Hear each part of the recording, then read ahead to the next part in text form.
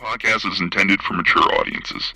The views and opinions expressed are those of the panelists and do not reflect in any way those of the podcast partners, sponsors, or affiliates. Enjoy. Hi, this is Michael Buffer, and you're listening to the voice of the people. Let's get ready for Boxing Voice. Every day I'm hustling, hustling, hustling, hustling, hustling, hustling, hustling, hustling, hustling, hustling, hustling. Every day I'm hustling, every day I'm hustling, every day I'm hustling. Stay hungry, stay humble. BoxingVoice.com. I'm humble in defeat, and I'm gonna remain humble in victory. This is it, right? Dolly Beyonce Productions. I just wanted to put on a great boxing masterclass and also show the sweet science of this lovely sport. Man, the first time was so nice, I had to do it twice.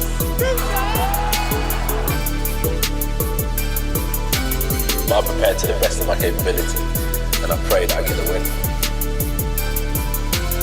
Look at it, like, I love Mike Tyson, how he came into the game on some different kind of vibe. You know what I mean, man? It takes a crazy man to want to fight, you know what I mean, day in, day out. A hardcore sport, as you said, no silk shoes.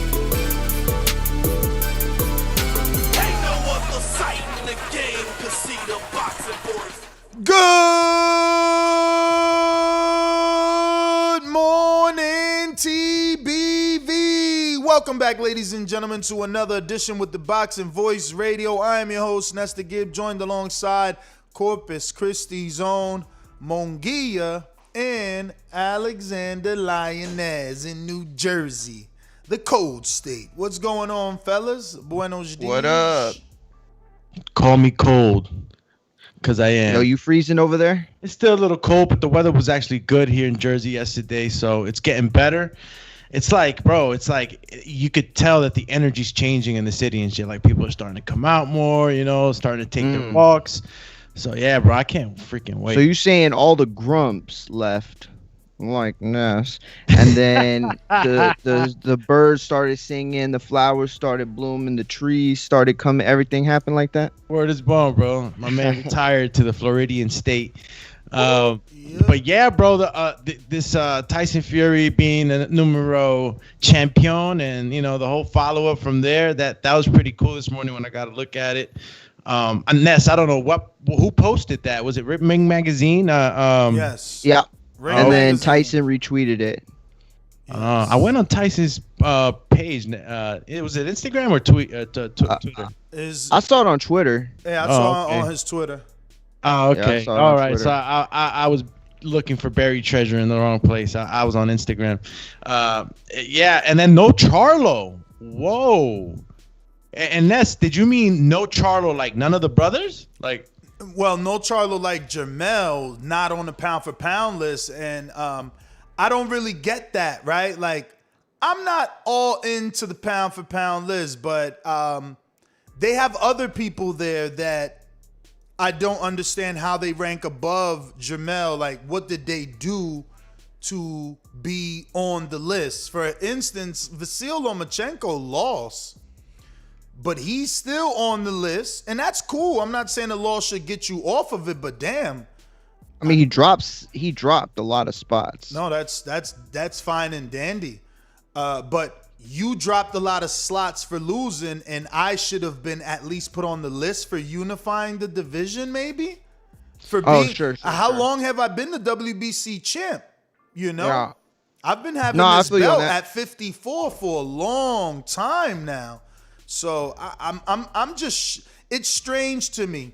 And I'm glad that you made it. You know, this is not going to be me taking shots. This is me really asking you to educate us, because there's so many small weight guys on here. And when you like do the research, like this number 10 dude, he's got one big win versus someone I never heard of, but the author literally writes it like that. Like, oh, he finally got his first, biggest win. And it's like, wow, this dude's got one win. I don't know him. I really don't know who he fought. How is that one win more valuable than everything Jermell Charlo has done? Like, how is Jermell not at number 10? But let's take it a step further.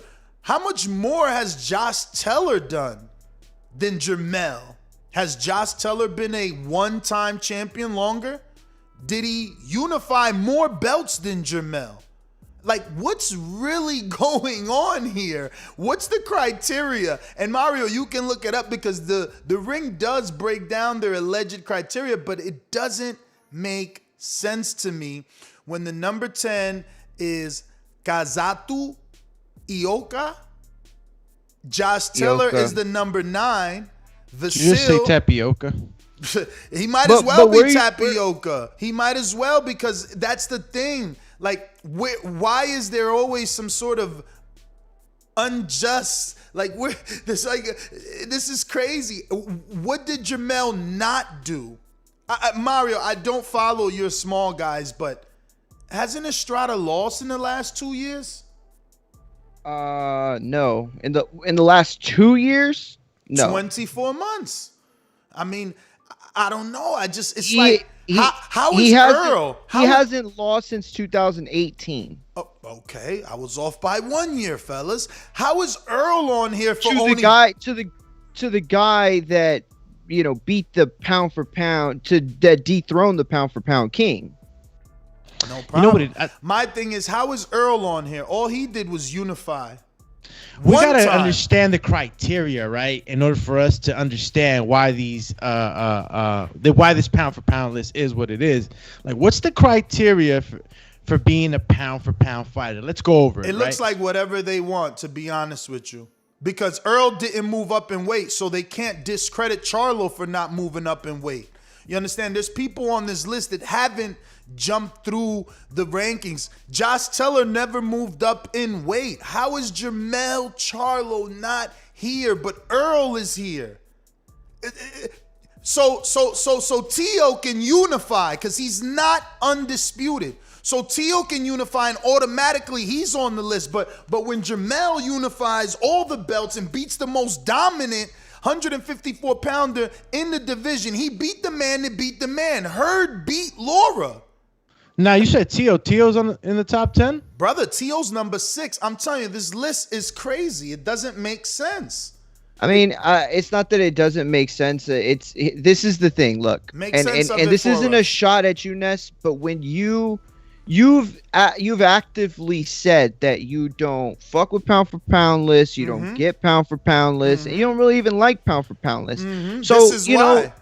Listen, pound for pound lists are kind of like math. You don't fuck with it, well, they don't fuck with you, and then you don't get it at the end of the day. And that's the point here, is that you don't get it because you don't want to get it. And I'm not saying that in a dick way, like, at all. I'm not saying that. Explain it. I understand. No. But I'm saying is, I understand what you're saying. I get that. The people like you that say, I mean, pound for pound lists are worthless. They don't mean anything.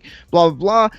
So then, when you try to understand them because you don't fuck with them, because you don't try to get them, because you don't, put much stock into them, then in turn, it's hard for you to really decipher them and understand that there aren't many people on this updated list that weren't there to begin with. Josh Taylor was already there. Yeah, but that's the thing, Mario. Tio? You're not helping. You're not helping us. First of all, real quick, do me Google Ring Magazine pound for pound list and go look at the news articles. Boxing News 24 has a clip of it. The Sun has a clip of it, because these are from the new magazine. They're updated. Well, so if you're on the website. Yeah, it's not updated. It's not updated. Oh, it's not updated. The website's got the old one. Yeah. No, the website shows the new list, but not the reasons. No. The website on their pound for pound tab does not yet have it set up. They're not. It's like ours, right? We have like an article on a pound for pound list, but we have a list on the website. I'm screen sharing it, bro. The pound for pound list is right here. I've been screen sharing it.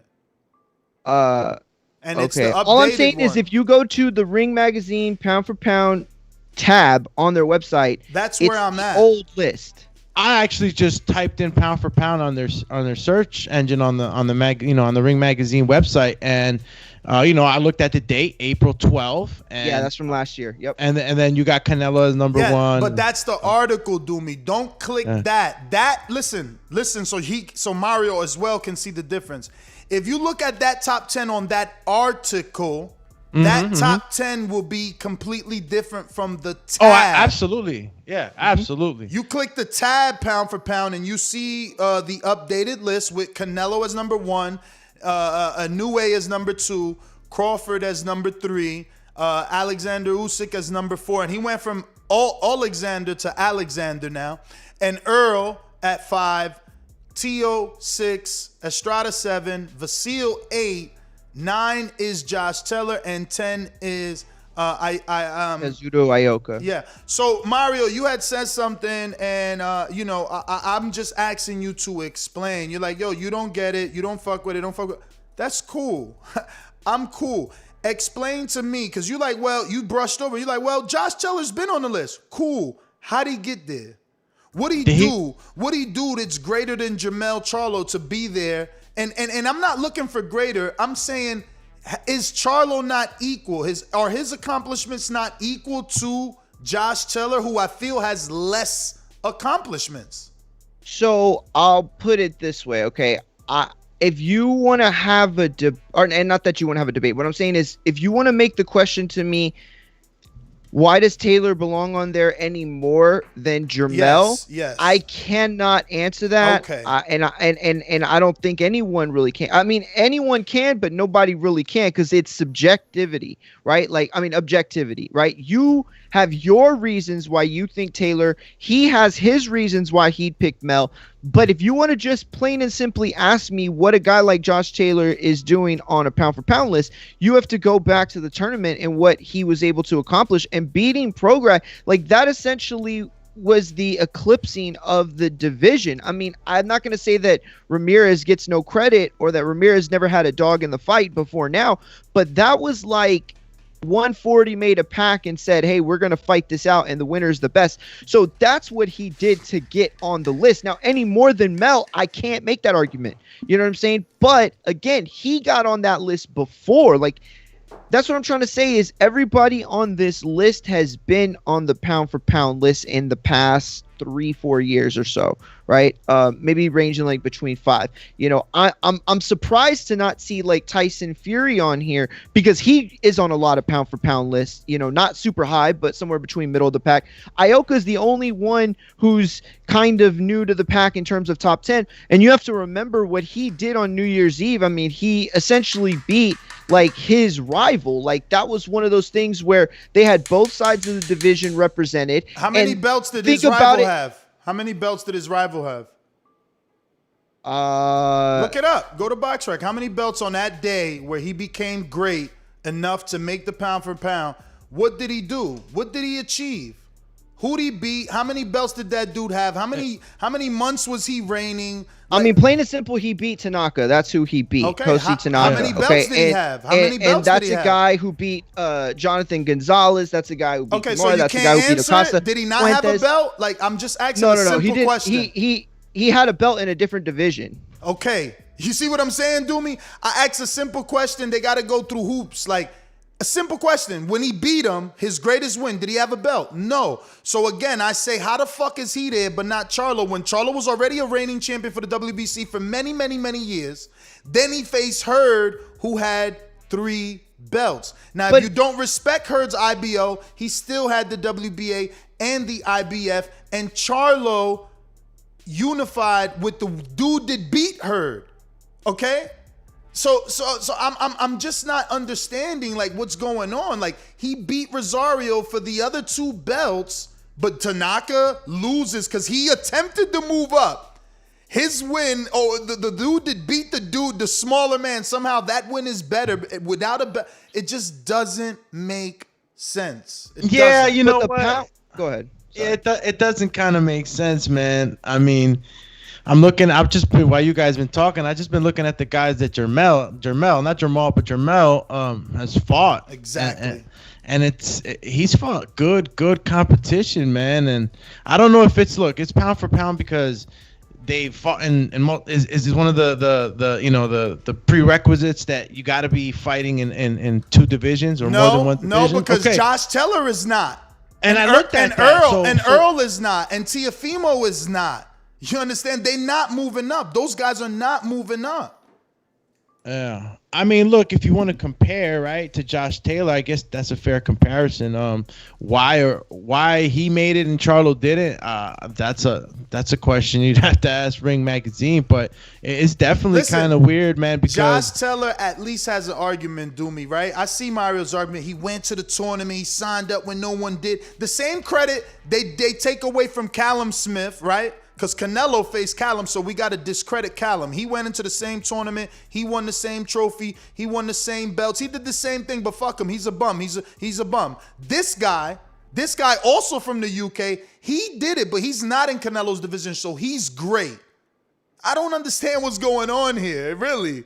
So Regis Prograis, was he that touted? Like, did the world think he was going to be Mike Tyson of 140, that you beat Regis and you're pound for pound? Because then I don't understand what's going on. What did you could say what that because Jermell Regis was on a hype train and a half. Like, everybody thought Regis was like. Honestly, I don't know how you can even say that when Regis didn't even have a network deal. Regis was struggling. But he had clout. He had Mark Wahlberg. No, he didn't. Again, if you had clout, you would have a network deal. If you had clout, you would have a you still don't got a network deal. Like, I mean, look, stop. after the loss to Josh, before the loss to Josh, he was with Lou DiBella and no network deal. The whole reason he got into the tournament is because he had no network deal. And Showtime was invested in him, but they only gave him show boxes, not championship boxing. It's just not true. It's not true. And what they're doing with this list and how they're maneuvering these pieces, obviously, there's some hidden agenda that we haven't figured out. But Inoue beat a dude that one of my favorite fighters beat nearly 10 years ago, and he's on this list. I don't understand. Jermell's last like all his opponents. Inoue's biggest win is a dude that Rigondeaux beat how many years ago, and Walters beat, and then I think Magdaleno beat. I mean, how many dudes beat Nonito Donaire before he came back into the same? Knew it, bro. No, listen to me so you can hear the irony. How many dudes beat Donaire before he came back to the same tournament that they want to discredit Callum for winning, but give Josh credit for winning and give Nonito credit for losing in? It's insane. It's insane. The bias, it's obvious the bias. He didn't just start landing on that list. I mean, he's beating guys like Payano. The point is he's fighting these highly ranked fighters in these lower weight classes. The point is that he solidified his spot and continues to defend it. This isn't any knock on Mel, because again, that's the argument. If you want to take it there, then I can't have any part of it, because I'm not going to argue that Mel doesn't belong on a list. But to suggest that these guys don't belong on the list, that's just ignorant. That's ignorant. It's biased. It's a lot of different things that have no. I see you're emotional. That have no. You're emotional. He's got to call me names. No real argument. He's got to call me names because you don't have any defense. Because you don't have any defense for what I'm saying. You got to call me ignorant. I'm not. But I'm not calling you ignorant. I'm saying that the argument is an ignorant one. And who's making the argument? I don't mean dumb. I mean who's making the argument? Educated on these fighters and the fights. You're making the argument, but you're making it for a group of people, right? You're making it for a lot of people that feel the way that you do, because there are a lot of people, and I'm not trying to say that you don't have any valid reasons to feel that way. I'm saying that at the end of the day, you can't use your knowledge of one fighter that you have so much of and use it to discredit other fighters that you have very little to no knowledge of. See, this is the problem. And so then you go through the world beater list, and then you ask me who Mel beat. That's the point. Like, when did he get on this list? I just want to make a quick point. Right? Can I just rebuttal him, please? No. Because he's attacking me, calling me ignorant, and then telling me that my argument is weak. Yet, what he's choosing to do is latch on to the minds of the yuppies, right? The gullible people. He's telling you I'm discrediting people I don't know when that's not what I'm doing. I'm choosing to talk about the dudes I do know. I know Josh Taylor, just like I know he ain't move up. I know who he fought and who he won his belt. I'm not talking about Ioka or none of them. I'm telling you, Josh Taylor ain't move up. What he do that's greater than Mel? I'm telling you, Earl ain't move up. What he do that's greater than Mel? I'm telling you, Vasil lost. How the fuck is he there and not Mel? I'm not talking about the little dudes, but he's trying to bring in the little dudes into this conversation to get a certain fan base to defend his argument that he doesn't have because he has no reason. I didn't cut you off. I didn't cut you off. He has no reason to tell me why Josh Taylor deserves to be there, but not Jermell. He got no reason to tell me why Earl Spence deserves to be there, but not Jermell. So in turn, so what he does is attack me. I can't beat his argument. I can't beat his argument. I can't beat his argument. So let's say that he doesn't watch little guys. Let's say that he's ignorant. That's how I'm gonna win. Yeah. No, you're not. Well, real quick, let me just all right. add the point that, like, you know, as far as Inoue, man, I know that, you know, he's part of the little guys or whatnot. I never had a real like issue with the lower divisions. I just know that, you know, they don't get the shine that sometimes they deserve. But if you look at Inoue, man, he's got an 85% KO ratio. He's knocked everybody out. Obviously, you can't really relate to everybody on his resume because obviously we don't follow I don't follow. I'm gonna speak for myself that division as much as the other ones, but you know he's KO'd some good guys, man. He's you know he's done it in crazy fashion, and he's built that reputation. So you know I can't shine that sometimes they deserve. But if you look at Inoue, man, he's getting big wins. Yeah, he's getting big wins, man. He's getting big wins in devastating fashion. So it's yes, well said. You know, it's like when Triple G was coming out here, you know, just knocking, KOing guys out. I mean, I can't remember the pound for pound list then, but like if you're doing it a certain way, you're gonna get on that list. No, listen, and that's the other part of this, right? That you know, because Ness wants to turn this into you know, a pissing contest, which I don't want it, because he wants to talk about what my game is. His game is to shit on another fighter to prompt another one up. That's not my game. That's his game. That's not my game. I'm not going to come on here and say that, you know, Mel deserves it so much that these other guys don't, or that Lomachenko, who drops spots, you know, should be dropped completely off the face of the earth, because then what are we saying about the pound for pound list to begin with? See, the issue is this. It's that when you have these guys that are on the pound for pound list, they represent something. They represent something that once they lose to certain guys like Ness, who don't really follow pound for pound, don't really care about it, they're completely, you know, they disappear from their consciousness. But when you have a guy who beat the pound for pound fighter in Chocolatito, right, then he loses to another guy. Like, these are world class guys that are being beaten and that they're fighting at the top of the list. Same reason why the welterweights are so closely associated with the pound for pound,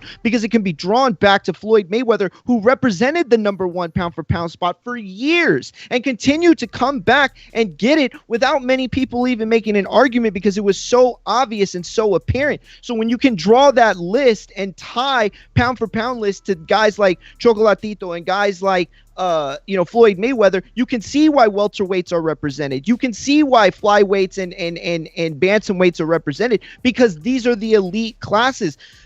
The junior middleweight division is kind of a victim of itself in that it is very deep and it has a lot of depth, but there's no one fighter in that division currently that you know, matches Mel on that star level. You know, he doesn't have an antagonist to his protagonist. He doesn't have that. And then the biggest fighter in Canelo hasn't spent time in that division in years. So again, the situation is that there is some continuity to the pound for pound. And if you follow it, you see that continuity. It's there. Doesn't always make sense, and that's the point that I'm trying to make. It doesn't, but you're going to be completely lost at moments like this when you just try to decipher it. It's not gonna, you're not gonna crack anything. So to be clear, he says my game is to discredit, where that may be true on another episode. I didn't discredit anyone today. I simply asked the more educated person in allegedly those divisions That's fair. question. But again, because he's losing this argument so badly, he's desperately trying to change my words here on this show. And now he wants to tell you that I discredit. No, I said, Mario, tell us, because I don't know them. What is Iota or whatever he done? What is Josh Teller done greater than Mel? Those were my questions. And to his lackeys in the chat, they said, well, you brought up Iota and Inoue.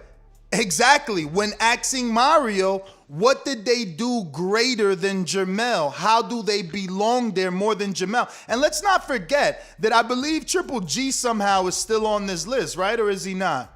Okay. Nah, he's not. Thank God. Thank God. Now, Alexander Usyk is on this list, and no one's questioning him, and he's there based off what he did a division ago, not what he's done in the last 3 fights. I don't understand. I just don't understand. See, how and do you Mario, lose your pound for pound status and Mario, instead of just, and I guess it's a role that he believes he needs to play to bring a certain energy to the show. Maybe he believes that the audience wants that, but we didn't have to debate. He could have easily been like, you know what? There are a lot of names here that Mel can replace. Yeah. That's it. Okay, so That's for next it. time, but instead, he right. wants to say, I'm shitting on fighters. I'm discrediting. Yeah. It's like, why? No, you're absolutely right. Obviously, listen, Iota so ain't done enough. And you see, this is him desperate because I sat here quietly. I even typed in the chat like, long-winded Mario. But somehow he wants to take more of my time when I was attack quiet. you in the chat instead? No.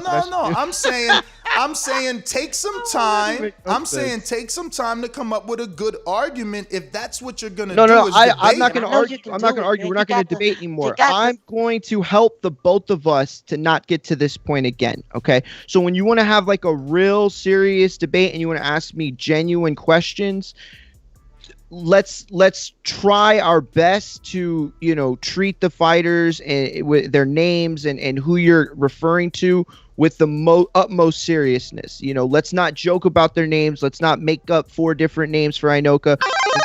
You hear it pronounced over and over again, because again, I know now that you didn't mean to do that in a discrediting way or in an ugly way. But you got to understand that because of your reputation in past shows, because of the fun you've made at the expense of the smaller guys, you're getting that label. So then when I hear you make joke references, then I am quick to put the shield on, because again, it's this is not a narrative that I want on a show that I'm part of. So I'm gonna do my part to argue. I'm going to do my part to debate the other side of that. And when you go to those tactics, like it makes me feel like I have to go to those tactics, but I didn't know you were being serious.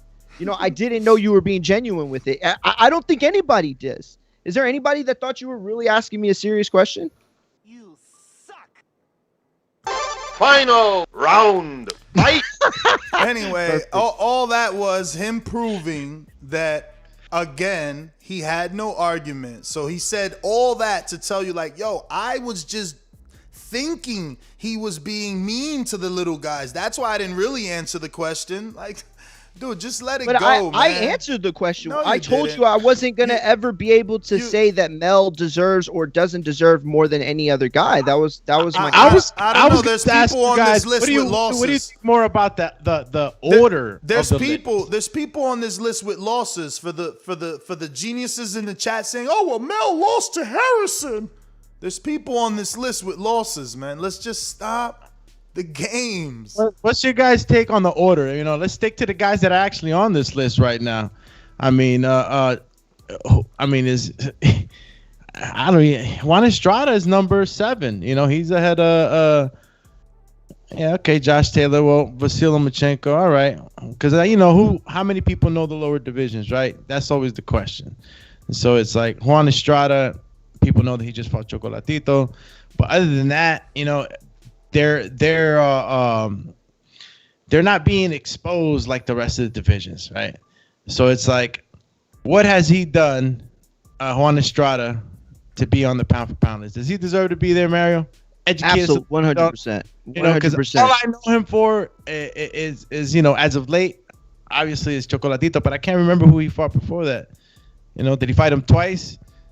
Is there gonna be a third one? I don't know, right? So it's like that's the only guy that I'm not too familiar. Well, okay, number 10, Kazuru Ioka. Mm-hmm. And what has he done? He just unified the division, or I mean, I'm sorry, he beat fought his the nemesis. guy That's what below you said him, earlier. The division, the two best of that division, junior flyweight and flyweight, fought each other.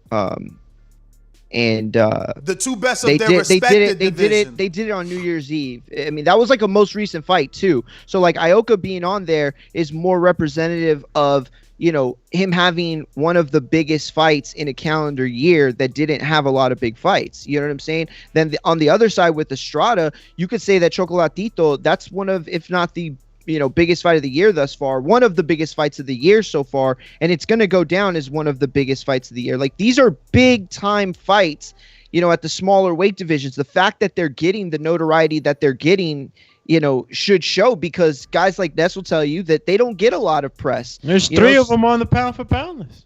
Yeah, word. 3 guys, you know, bantamweight represented, junior flyweight represented, and super flyweight represented. So is that one of the things hold does? on. You know, they pick one from each division? No, not necessarily. Okay. I just want to, you know, go back and say, you know, Mario said a few things just to correct him on, you know, in case anybody listening.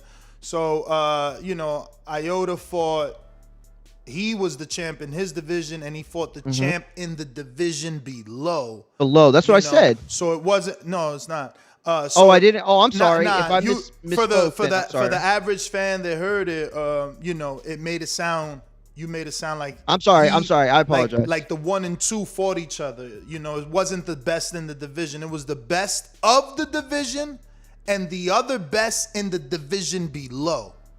And he also misspoke. That's exactly what I said. And he also misspoke and said, "Oh, he unified the division." No, maybe he did in the past. This last fight, which is on I corrected myself saying that. This last fight, which is on paper his biggest fight, was for no belt, and it was a smaller man moving up, like Lomachenko when Lomachenko fought Rigo, moving up for no belt. You know. Sure.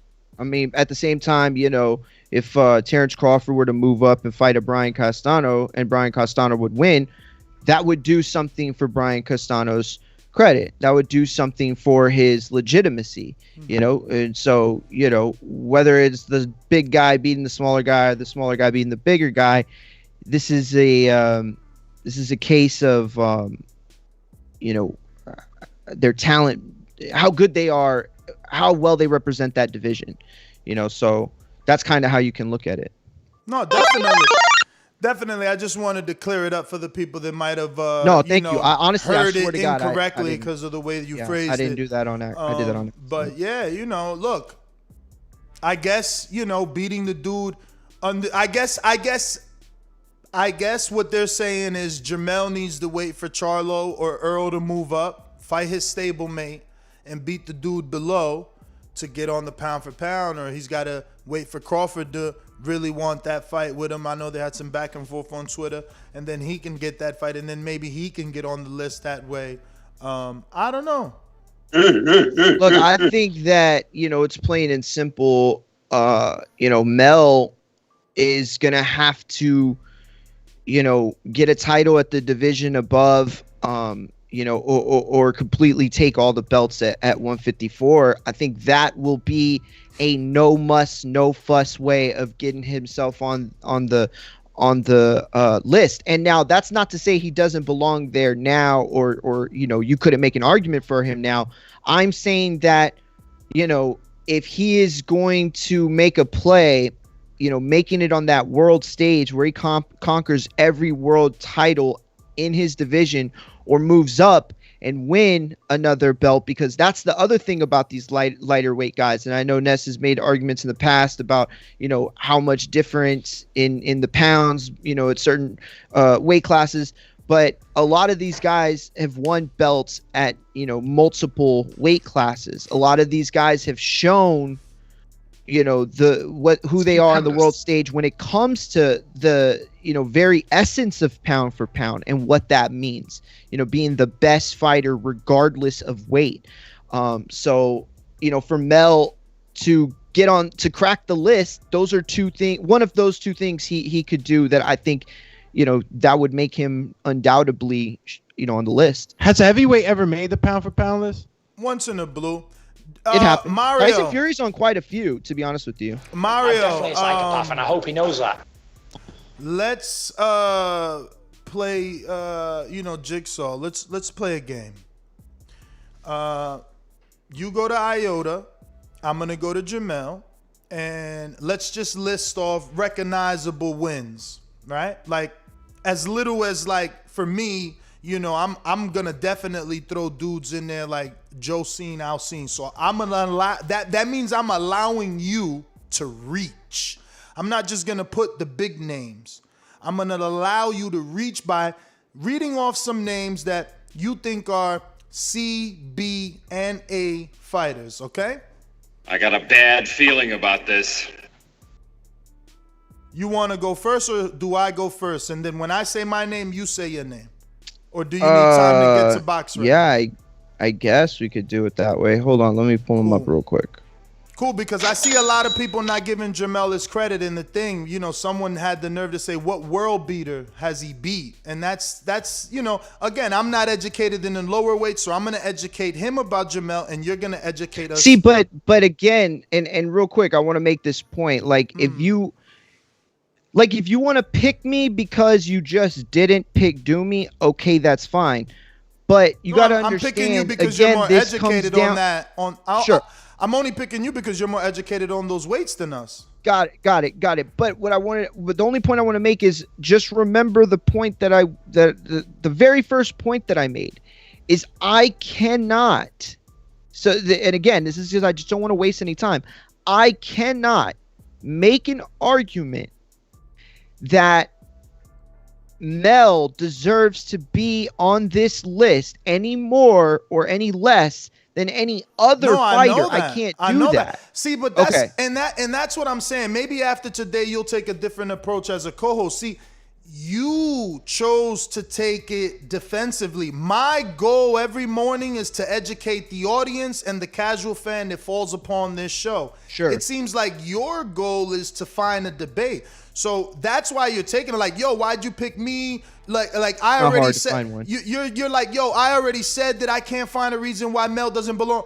I'm not singling you out. I'm showing the world. No.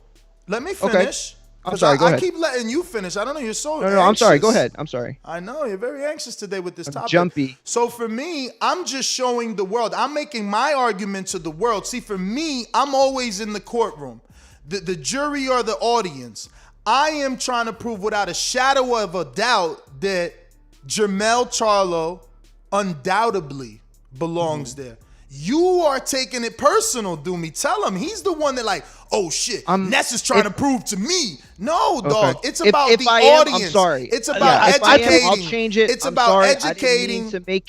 I didn't mean to make it that way. You know what I apologize. It's about educating the casual audience that stumbles on this video a year from now. You said that, and I agree. You said that, and I agree. Yeah, and you know what? And I get you too, Mary, because I know it frustrates you sometimes. It does. It does. We had conversations about this, and it's okay. And it's okay because we know that, and anybody who's been listening for a while with us knows that you're the guy that sticks up. For the lower divisions and for the UK. So he ends up in this place of defense. That's not. And what it is, though. I'm not putting you there. I think he really wants to create that gap from your feelings and his on those divisions, and I think that all that stirred up in a pot causes these type of debates. But sure, that makes sense. But I mean, correct me if I'm wrong, right, Mario? But I mean, I listened to you both, and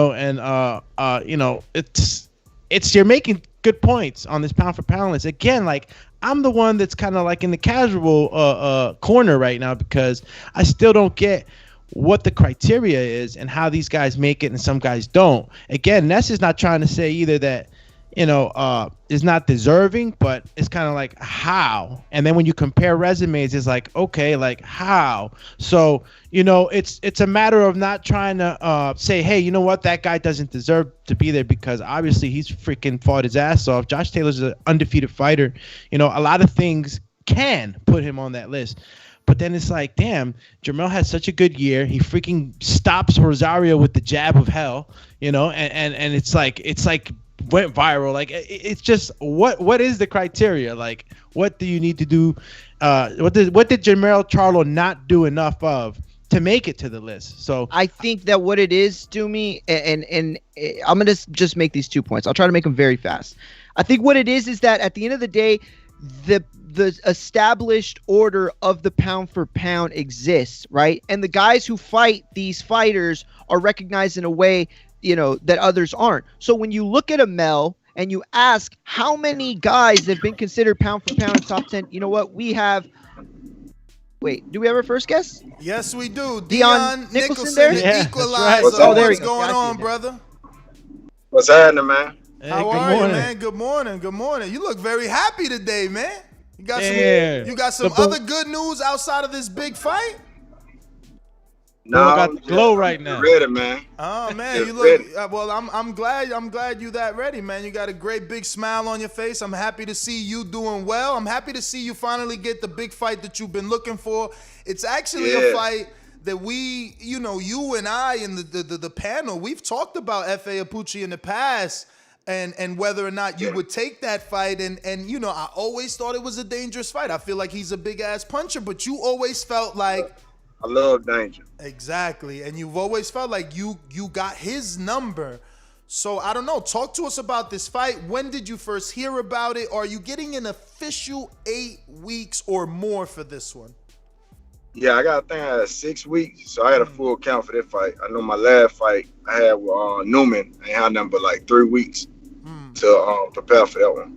But I got a full count on this time, and I also got great sparring this camp. So you'll be looking to see the full equalizer. So when you did get a tune-up after the Newman fight, right? Like I think you just fought not too long ago. Just a busy fight. That was a busy fight. Yeah, I mean, it keeps the rust off, though. First That's round important. TKO win versus Juan Reyna back on December 11th. Okay. So that was in Biloxi.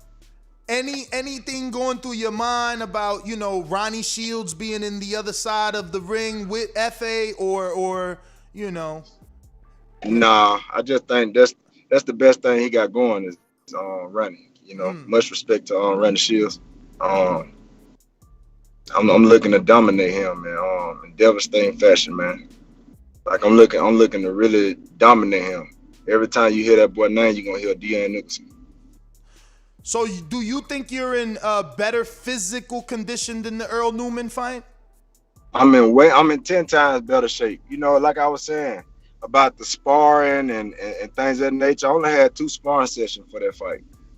And I didn't have number 1 sparring partner. I was sparring a southpaw for that fight. I didn't let nobody know, but I fought that fight just on good strength and conditioning.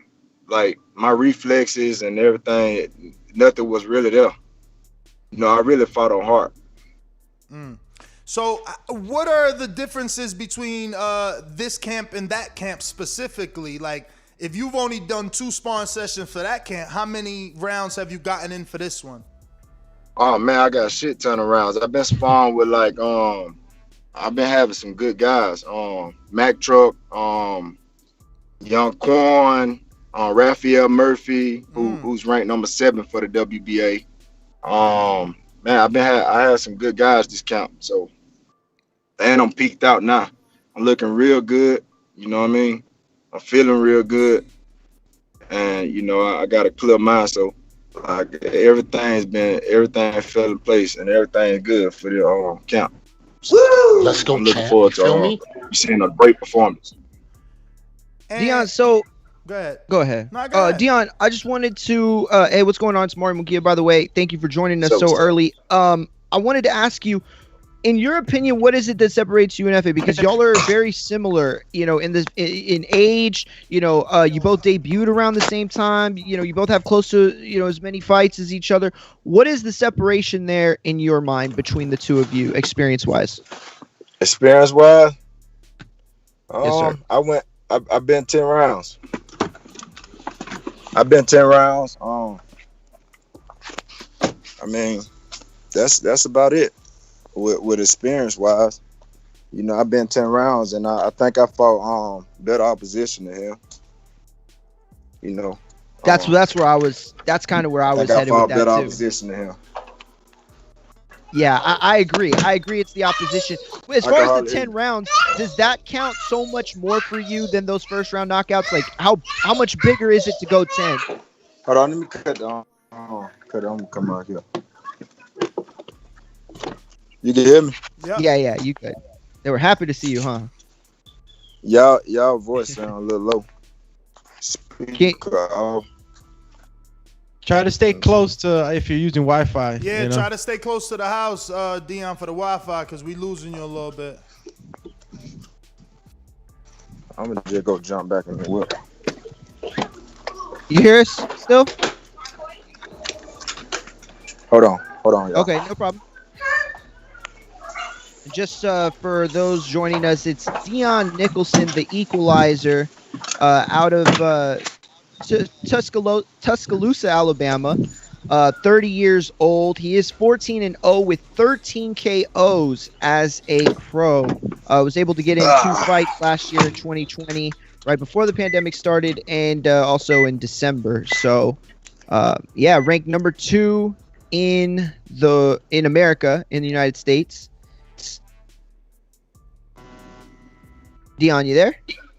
Yeah, I can hear you now. Okay, perfect. No. The only follow-up I wanted to ask you was how much bigger is it for a fighter to be able to say, I've gone the 10 rounds, I've gone the 10 rounds and with a fighter in a pro fight, as opposed to guys who are like, yo, I got, I'm 15-0, 15 first round KOs. How much bigger is it to go that distance? It's really big because it's like me going into the Newman fight. Like, I knew that I can go 10 rounds. I've been sparring 10, 12 rounds, but it's different when you're inside of the ring. It's different when, knowing when to turn it up, knowing when to turn it back down. It's totally different on them lights. And it's parts of that fight with the Newman fight that I could have turned it up, in the 5th, 6th round that I didn't. So me knowing that how my body will feel and that play, that's great experience. Well said. So, Dion, did you hold this camp in Alabama, or did you have to, travel for that sparring? Because I'm sure Mac Truck is in Atlanta, right? Yeah, he traveled down here, and sometimes I went up there, but my sparring partner now are down here. I also had what guy named from New York? I think he ranked number 5 in the US. 5 or 6 from New York. I had him down here as a sparring partner. 17-3. From New York. I'll look him up. He in the top 10 though. Yeah, I'm looking him up. Yeah, I had him down here too.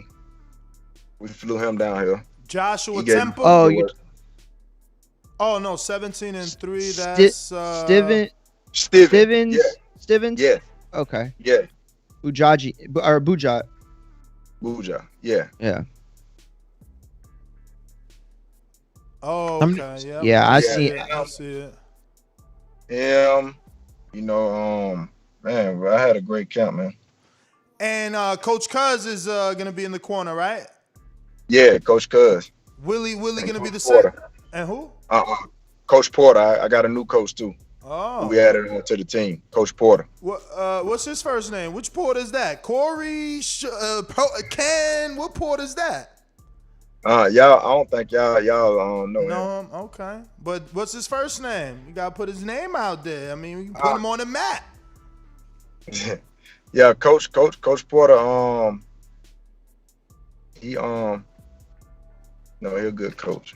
That's what's up. So is he more of like technique, strength and Yeah, conditioning? yeah, technique and just working on repetition and things, and because I'm still learning and I'm learning on the job too. So Definitely, yeah, man. For those that don't know, your story is quite unique, and you've taken your talent very far for having a late start. You know what I mean? And yeah, man. you're on the big stage now with this fight. Now, FA is ranked slightly behind you. Did that matter to you? It's more like you're giving him an opportunity because you're already ranked above him in the WBA.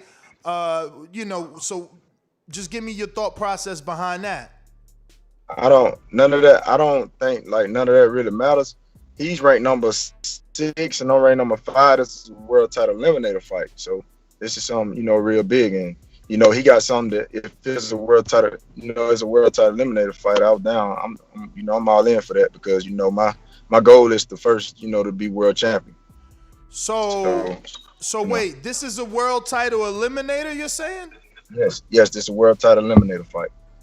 Now, is there going to be another eliminator? Because obviously you're the 5 and 6, and there's people ahead of you guys. I just know it's a world title eliminator fight.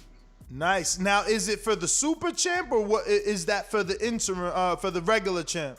Do you know? I don't know. But I'm guessing it's for the regular.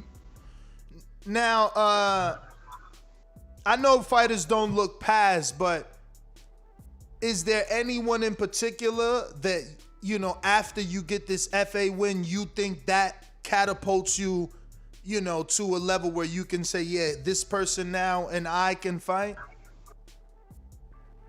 Or do you just take this fight and wait for them to call, your mandatory? I'm so focused on this fight that I'm not even thinking past, I'm not even thinking past approach, I understand. I'm just trying to figure out if there's a plan from the team, like as to what, you. I honestly don't know. You know what I mean? Only thing, my only focus right now is FL poaching.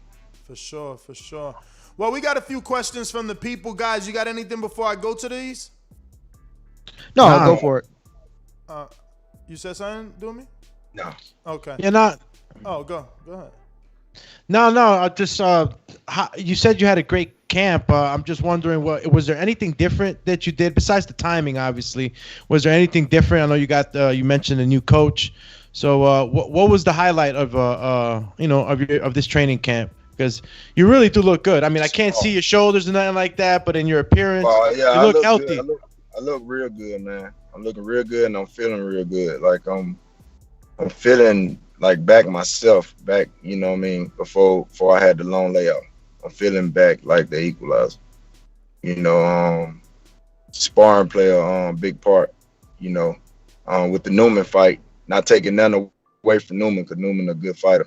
But I didn't have sparring for real. So this camp I had sparring, everything gonna be on point. So you'd be looking to see like a different equalizer than that Newman fight. Battle ready. Can you explain specifically how or why you feel the sparring plays such an important role?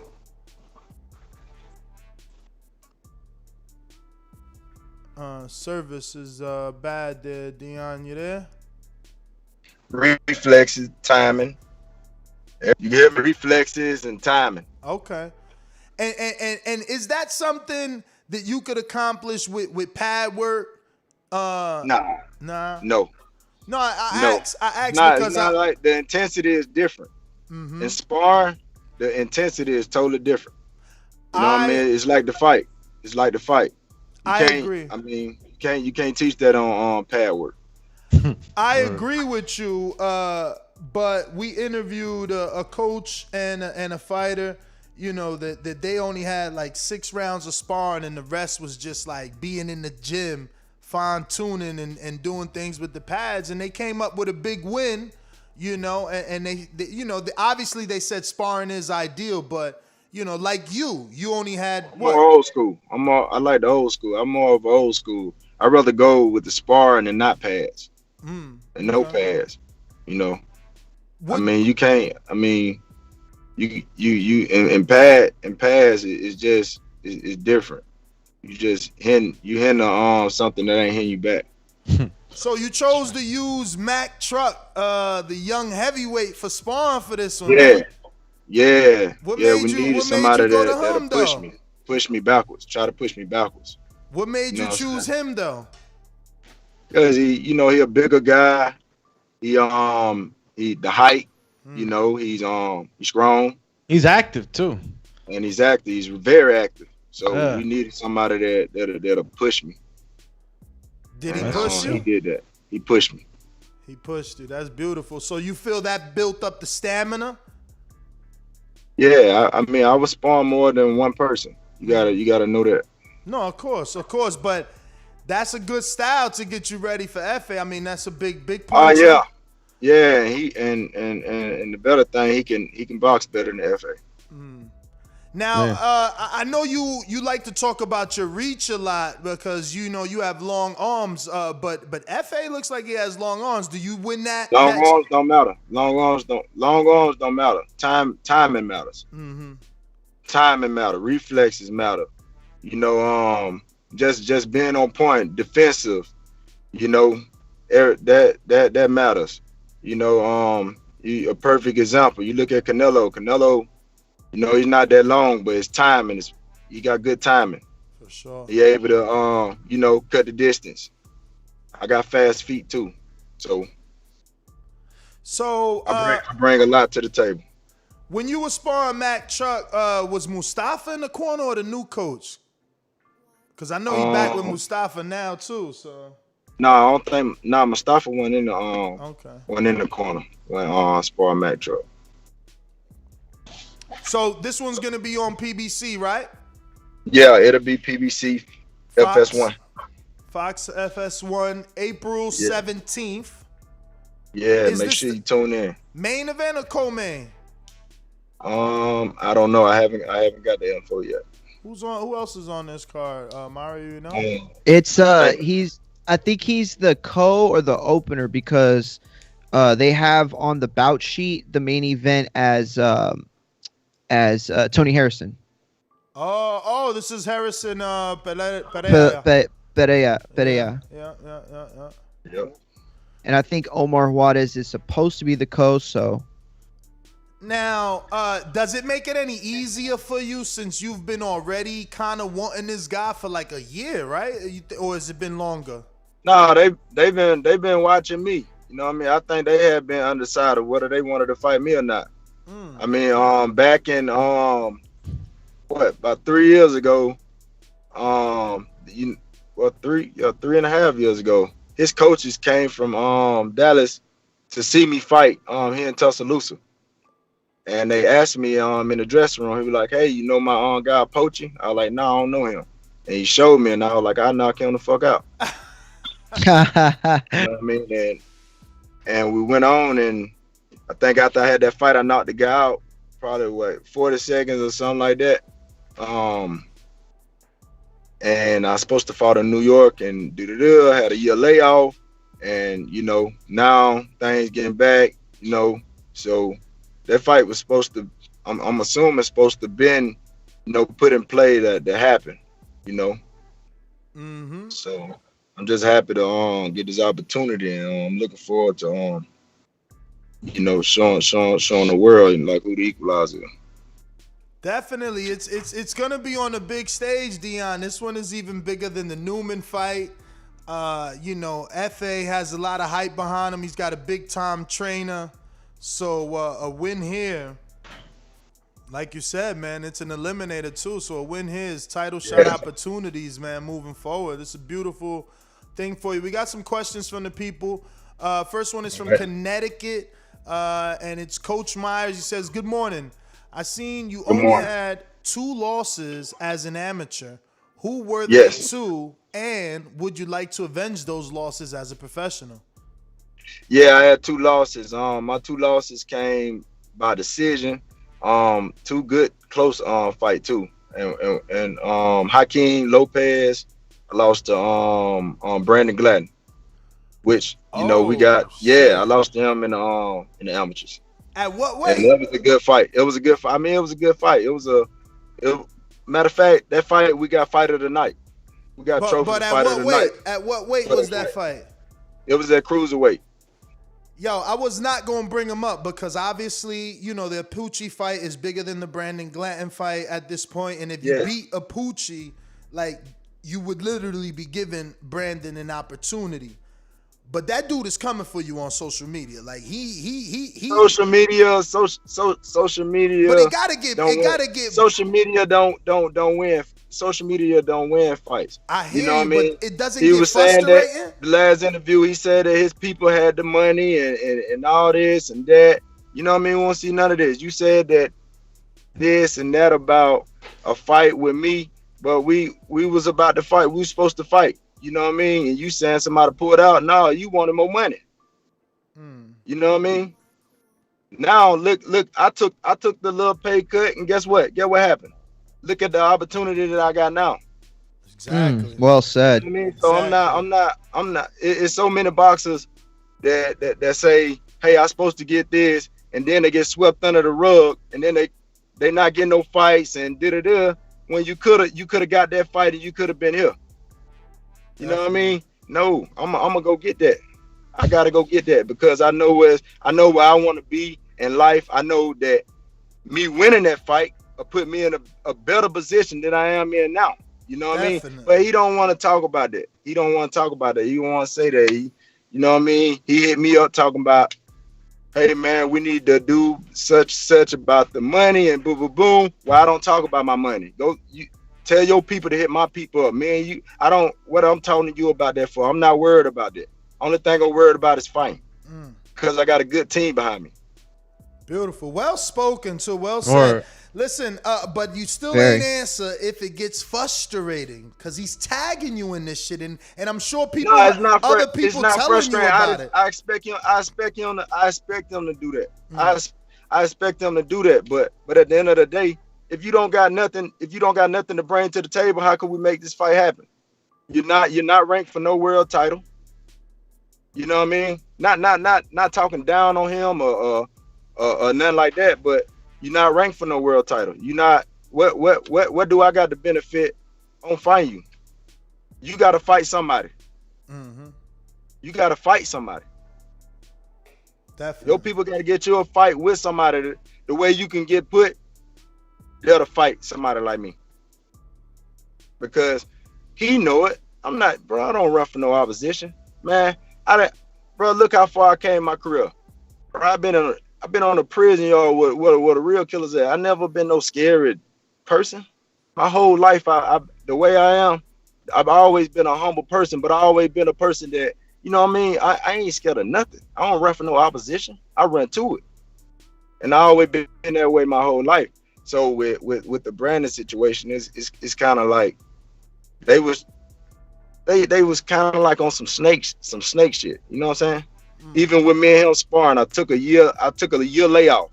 I had a year layoff. Had not been able to spar, do nothing for a whole year. I think my second sparring session was with him. We did 4 rounds.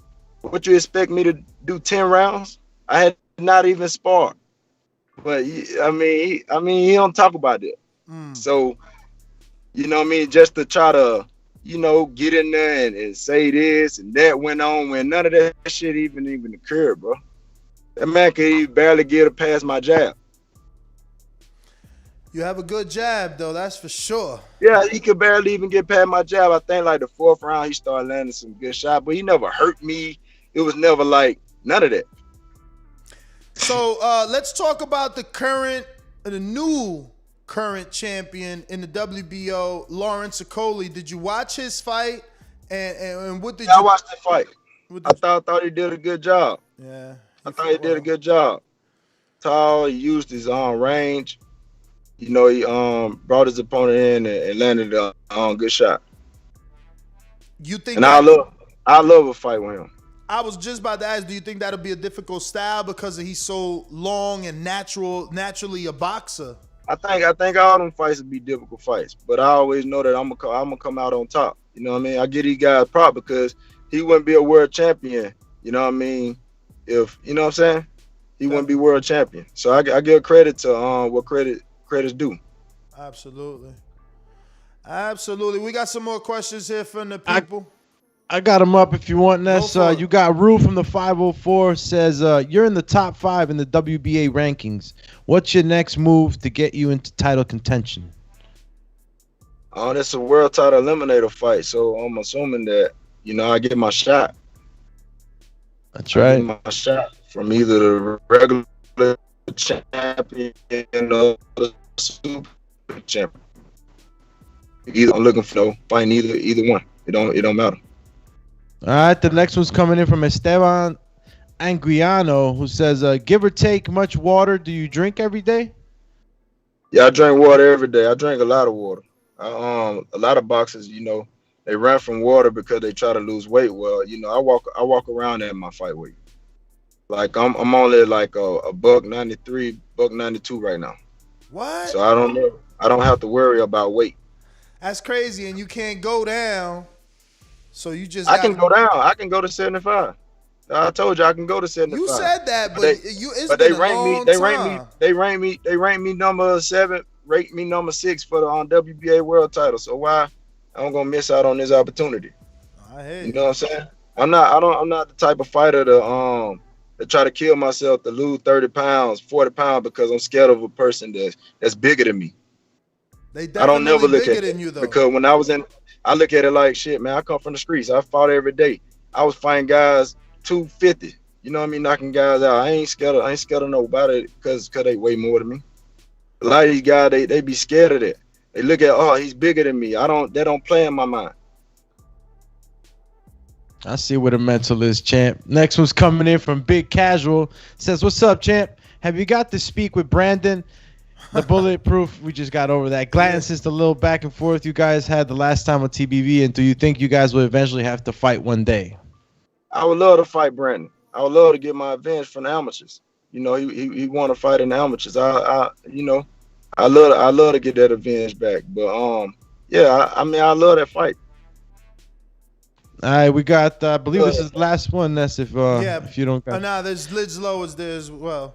All right, B Low from Phoenix, Arizona says, "What's good, champ? I was just wondering what a daily workout includes for you, and do you watch film? Good luck with your next bout. I will definitely be tuned in." I really don't watch. I really don't do too much film watching. But my coaches do. How a person taking me with the Earl Newman fight. I'm pretty sure they watched that fight. He watched that fight over and over and over and over again. But guess what? I'm 10 times better than that. I'll be in 10 times better shape than that. I'll be 10 times more elusive than that. So you can't look at no film because you got some of you guys be on film. They had 2-week notice fight. You're gonna look at a film of a guy with two-week notice fight, and then he had a whole 6-week camp. You know what I mean? With you, no, you can't look at that. You don't know where the person may be injured or anything. So I don't never look at no film.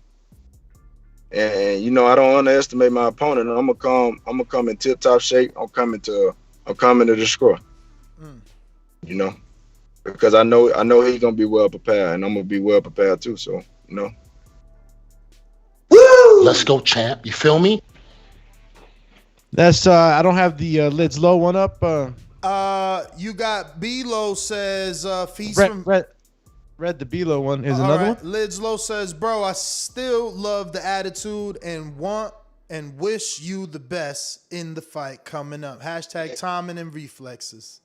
Thank you, man. I love the support, man. I need the support, man. I was talking to somebody about something, man. I was sitting on my bed, man, when I was, in prison. I did like I think a little over 5. I used to read the Ring magazine.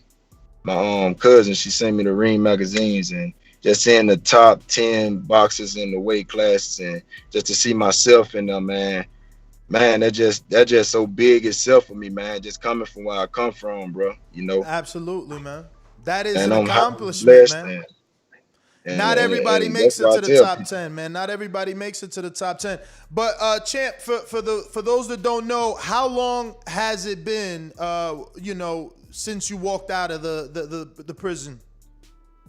I got out of prison, I think it was 2014. And September 22nd, 2014. And you picked up boxing out after that, I got straight out and went straight to the boxing gym. I didn't do nothing. I ain't go to a girl house. I ain't go nothing. I went straight to the boxing gym. What made you make that decision? Why not go home to say hello to the family? Why straight to the gym?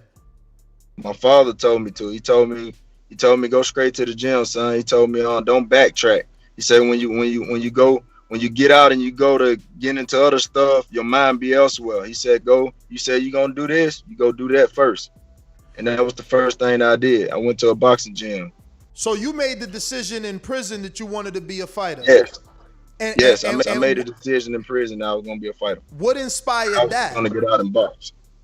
When I was younger, like 11, I always had wanted to box and stuff. When my dad got out, my dad did time too. I think my dad did a little over 11 years. So when my dad got out of prison, he put me in boxing because, I was in Tuscaloosa. I was fighting. That's what I'm known in Tuscaloosa for, fighting. You know what I mean? For violent. I was young and just violent. I was very violent when I was young. Throughout of the juvenile systems I've been throughout the state of Alabama, everybody know me. From the prisons to the juvenile to everywhere in Alabama, period. You know what I mean? You mention my name, people will know me, and they know me for fighting. But the just change that and get out and dedicate myself to boxing and everything that I said I was gonna do. You know what I mean? I got out and I did just that. You know what I mean? So did you have children before you went in, or when you? No. Okay. No, I had children after I got out. So 2014, you get out, you go straight to the gym. What gym did you pick? Sky Boxing. Oh, so it's the only gym that's in Tuscaloosa. So that's what I was saying. Like when I was young, I wanted to box when I was young. But I didn't know where to go to, really. Boxing wise, because in Alabama and Tuscaloosa, it ain't, boxing wasn't big at that time. Mm-hmm. It took, Champ, Deontay, on JD's, they put Alabama on the map with boxing. Absolutely. So Dion, when you get to the gym, who do you talk to first? Like, who do you tell this dream you got? Coach Cuz. And how did my first day in the gym, I sparred. So how did he receive you? Did he already know you? And he knew me. He had already heard my name from the streets and stuff. From fighting in the streets and stuff. So he took you serious right off the bat. He didn't think you was bullshitting. Yeah, he seen me spar.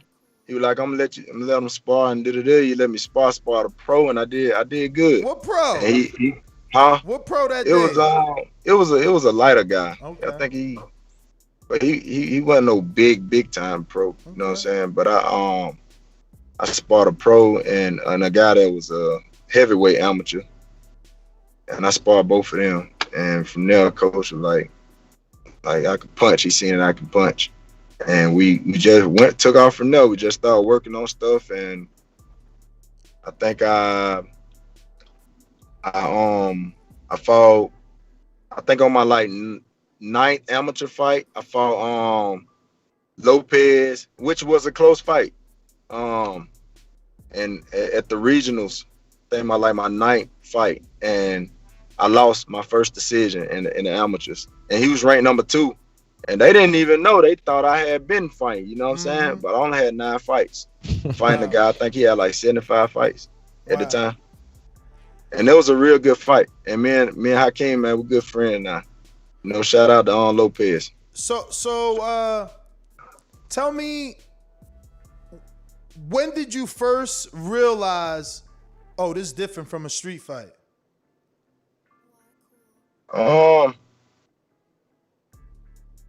Shit, man. When I first turned pro, man, Man, when I first turned amateur, bro, I was fighting like I was in the light streets, rough and rugged, just will. And and coach just taught me, how to stay behind my jab, and we just slowly started working, slowly for surely. Because at the same time, coach was learning on the job too. Definitely.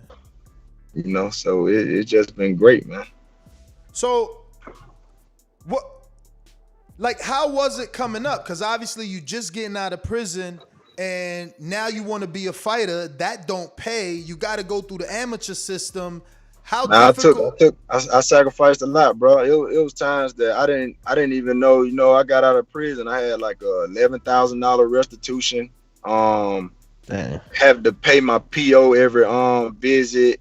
I didn't know where that money was gonna come. Then on top of that, I couldn't get a job. I couldn't get a good job and stuff. So it was very difficult, man. And it took for me to have a strong mind to overcome that. It came a point where I was a dishwasher at this place called Will Hagen, and I met a lot of great people there. And I was able to make, $8 hour, getting paid like $8 an hour, and pay $9 an hour, which I was making enough money just to really pay restitution and get through the week. I was living check to check. I maintained that job and through my process, and man, it's been a tough journey, man. I can say it take a strong minded person to get out of prison, because you have to look back from the age of 9 years old all the way up until I went to prison, 17 years old. I had never stayed out of jail for a whole year. I had always stayed in jail, violence, shooting cases, gun cases, assaults, robberies, such and such, you know what I'm saying?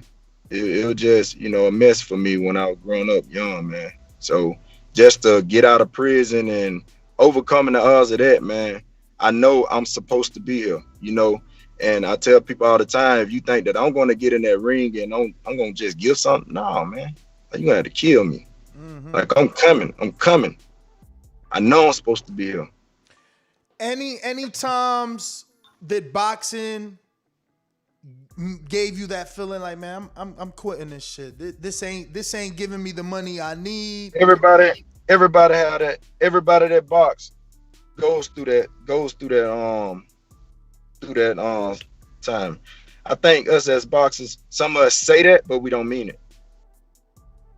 So say like the words you get angry and you get frustrated, and you get angry, you get frustrated, and you're gonna say things like that. You know what I'm saying? But you really don't mean it. You know what I mean? You willing to give up everything that you done sacrificed, all those times that you done got up and ran, all those times that you done went through, you done pushed through the hard part. So I just think that sometimes you get emotional and you get, you know what I mean, and you say things like that, but you really don't mean it. So you said Coach Cuz was learning on the job. What made you stick with him throughout all these years? Just Coach loyalty, man. Coach loyalty with me.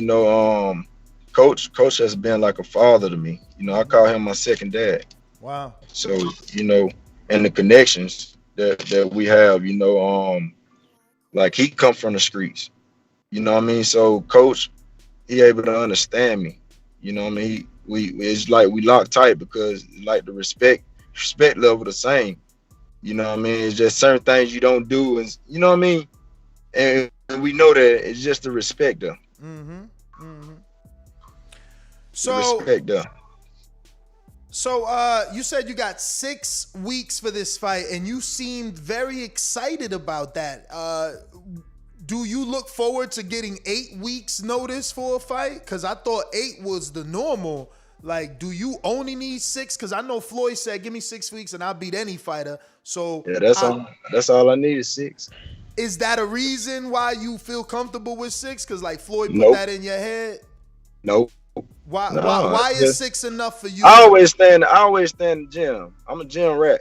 So I always stay in the gym. So I ain't gotta worry about losing 40, 50 pounds, 30, 40 pounds. I'm always in the gym. Like I said, I'm learning on the job. So I'm always in the gym. Like after I fight, I'm gonna be right back in the gym Monday, learning.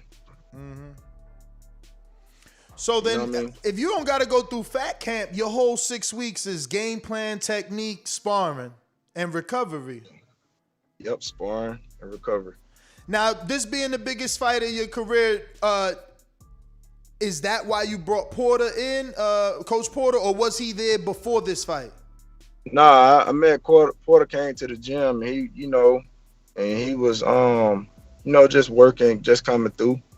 And, I liked how he pushed me. I like the stuff he was teaching me. And we just sat down and we talked, and, the bond was we just clicked tight, man. Just with certain people, you lock in and you click tight with. He was one of them people that we just locked in, we clicked tight. I just went off, good. He had good energy. So when you say push you, do you mean physically, like during training, or you mean like mentally? During training, he pushed me. Like what? You want to tell me? I'm interested in age. He just sit there with me, and he make me, repetition things, and he talking to me, motivation, giving me more motivation. I think that a lot of fighters, we as fighters need people that also push you too. Definitely. Well, listen, man, Dion, man, thank you for coming on, brother. We appreciate it. I'm very excited for you. I wish I could have came to camp. I'm waiting for them invites. I'll be there. And I'm closer now, I think. I don't know if this means. Yeah, okay. Am I closer now in Florida? Yeah, you down south. Definitely welcome. Yeah, you definitely welcome. You always welcome on here. I gotta see. I wonder how close I am now that I moved to Florida, man. Cause you probably a few hours. Probably you're part of Florida. Yeah, like man. 4 hours. Not about 4 hours, 4 5 hours. I'm very excited for you, man. This is a big fight, one that we've been talking about for a while, man. So I can't wait for April 17th, man. I hope that the game plan comes out exactly how you envision it, man. You know what I mean? You seem super happy, so I'm happy for you. This must be a great camp, man. You got a big smile over there. You looking good. Man. Great skin camp, glowing man. and everything, champ. Skin glowing and everything, man. Yeah, man. You don't see this. This don't happen. This ain't no everyday story, man. This ain't no everyday come from where I come from, man. And just to get this opportunity, bro, it's a blessing, man. It's a blessing. So I'm just excited that you. I'm sorry, Alex. I just want to make sure that this comes out, because you know what, you let us know. We didn't have to ask about money, but you made it clear that you took less money to make this opportunity happen. And there's a lot of fighters that need to learn that. You know what I mean? Every opportunity that you get isn't gonna be that forever payday. Sometimes you gotta get a little pay cut. True. I talked to so many different boxers that say that, hey, I was given an opportunity for a world title shot, and they didn't take it because they was focused on money. But man, when you get the belt, if you confident you win the belt, guess what? You the man. Exactly. I mean, as long as you ain't got nothing tied up the way that you got to be under somebody and all that type of stuff. You know what I'm saying? But it makes sense, man. Man, go after that, you know what I mean? And once you accomplish that, you'll see what you want to see. You're going to see the money that you want to see. Bro, keep your hands up, man, because I'm going to be watching this fight like, oh shit, watch out there. You know what I'm saying? I'm going to be on pins and needles with this one, man, because, cruiserweight division is the heavyweight division, man. Great fight, man, and I just think overall, man, it's a great fight for the cruiserweight division, especially in America. You know what I mean? Good fight, man. Dion Nicholson, man, tune in, man. Definitely. We're going to live fight chat that one, man. Dion, give out your social media for anybody who hasn't already been following you, please. If you want to follow me at Dion Equalize on Instagram, Dion Equalize on Facebook, and I just made a Twitter account. I didn't have Twitter, but Dion Equalizer on Twitter. And again, Dion, just thank you, bro, also for sharing your story, because I know there's a lot of people out there that can relate to it and can get inspired by that. How old were you? Just so they know too, how old were you in 2014 when you made that decision? Because that's important.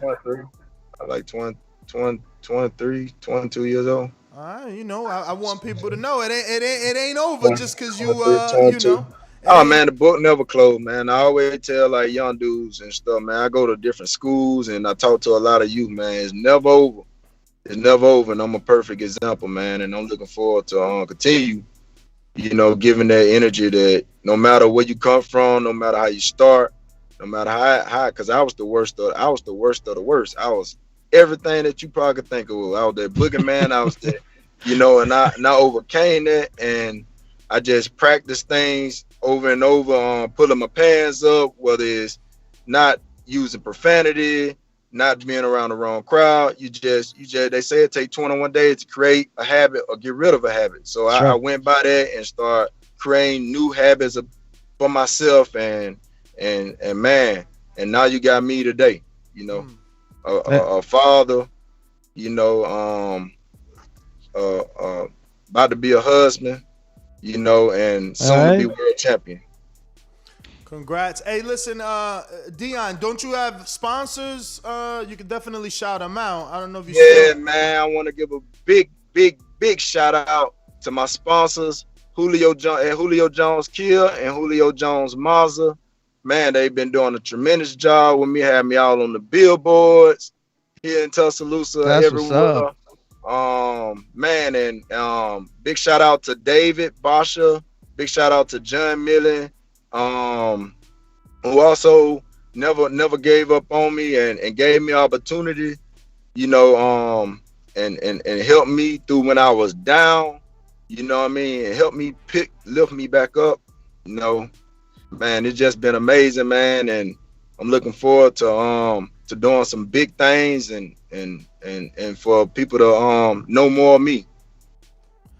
All right, champ. Well, thank you, man. I screen shared the sponsors' social media as well as yours throughout that point.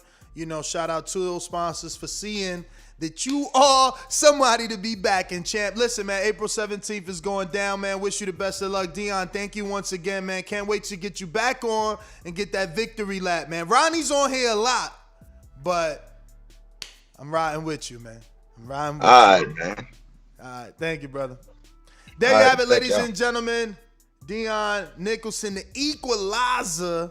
Big fight with F.A. Apucci, man. Listen, it's so crazy how long we've been talking about that fight, and I was always afraid of that fight. F.A. is a big puncher, man. He the pit bull, right? He's got these big ass long arms, in my opinion, yo, and it's just he's a big puncher, but I think the one thing, or not one thing, but one thing that I see that goes in there that works for Dion is that the way he sets it up, he's like very clubbing with his punches, FA, a lot of times. He's very you could get caught in between sort of thing. Yes. He doesn't do the full-on baseball chunk, but if you see, like, when he throws straight punches, he kind of comes over with it. You know what I mean? And so they can be very clubbing. He doesn't set him up all the time. Like, he knows how strong he is. So you picking Dion? Bro, I'm telling you right now, I'm pretty. What's the line? Pretty close. Let me see if there's a line. Is there a line? Well, let me equalize some of these super chats real quick. Let me start with the Cash App so I don't forget, because you got those right there, and these I might forget because Hawk was coming for Mario. Shout out to Hawk, always defending me. He said, Mario, whatever, blah, blah, blah. And he said, another one said, what is Mario talking about?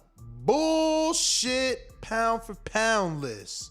Hey, and then he said, Mario don't know shit about boxing.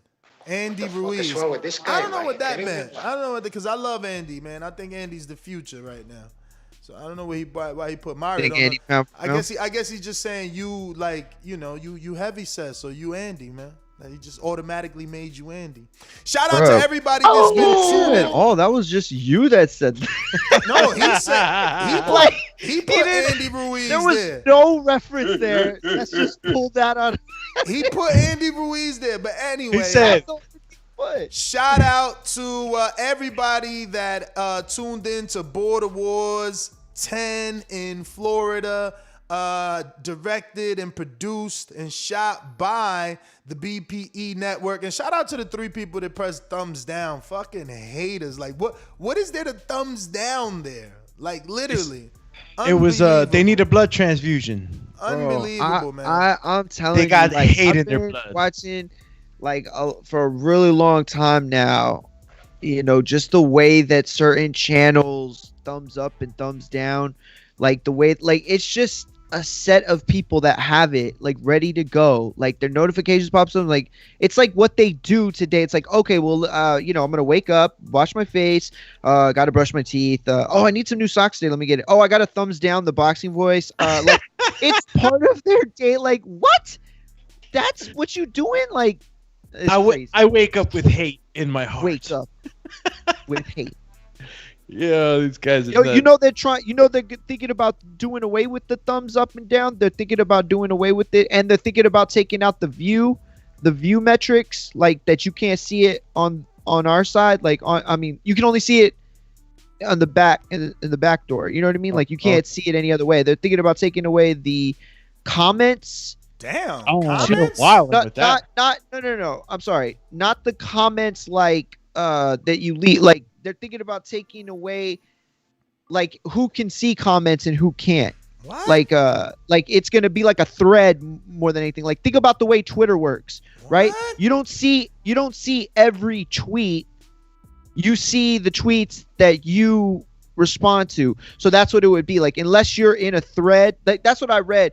I heard it's because, well, I don't know if this is real or not, but I heard it's because Biden does really terrible numbers on social media and YouTube. And yeah, and I heard they're trying to hide the fact that, but it's not that he's like not popular or people don't support him. It's that, the large number of people on YouTube, they operate a certain way. Is this another form of control? Oh yeah, 100%. If that's true, I don't know that it's because of Biden and his, YouTube unpopularity. This is, some people have said that and speculated. But because it is like YouTube, there's a certain demographic, you know what I mean, that everybody can get to, or like everybody can get their demographic on YouTube. But there's also a certain, type of people that go to get their news from YouTube. Like, I'm one of them, you know what I mean? And it's like that group of people, they're not necessarily one side or the other fans of whatever. As if you've gone on in your point, we've gotten 5 thumbs down because people want to be funny. You say George Foster said, I pressed thumbs down because Ness tried to take Josh out of the top 10.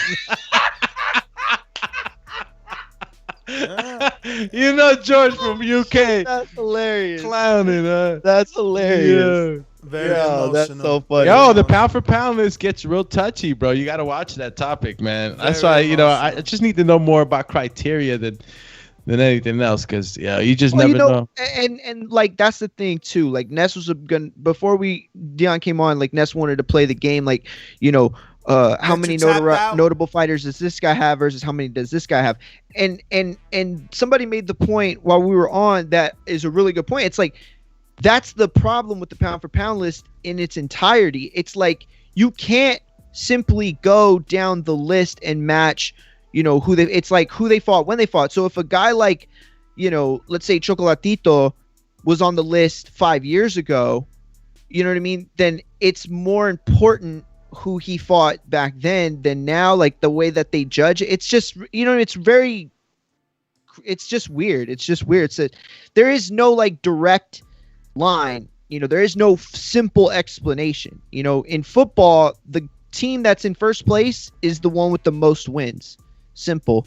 You know what I'm saying? Like, boxing, the person with the belt is the one that, beat the champion. Like, that's it. You know what I mean? It's like, It doesn't get more simple. But pound for pound list, it's so different. Like, you go down the list of fighters that Mel fought, but then look at their last fights. Like, you're going to say that Estrada beating Chocolatito isn't as big or is smaller than like Mel beating Rosario. You know what I'm saying? So it's such a tough argument, because I don't think anybody would make that, but at the same time, Estrada didn't even really beat Chocolatito in a lot of people's opinions. So it's tough. It's tough.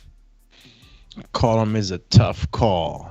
Well, you got all the super chats, so we can get to the phone lines. Call us. We have way more super chatties. Where did we leave off at? Was it the ones I saw disappeared for me? So yeah, it's like what? Okay. All right. I got you then. Well, Who'd you leave Marcus off at? Robert, right? Who'd you leave off at, my friend? Who'd you leave off at? As far as the heavyweight division, yeah, I think I meant Marcus Robert Johnson. I think we didn't even start him. I think, did we? All right. Pound for pound rankings were created for fighters outside of the heavyweight division. Everyone's list is biased, period. Depends who you watch, styles you like, and moolah. Yep, no wonder Mario doesn't mind 3 little guys on the list, because he watches little guys. I get you. Marcus Robert Johnson, who is a candidate for main event between he and Corey Frank. Marcus is a 50 to 70 fight amateur. He's absolutely. He's also 3-0 with 1 draw in street beefs, and the draw is arguable.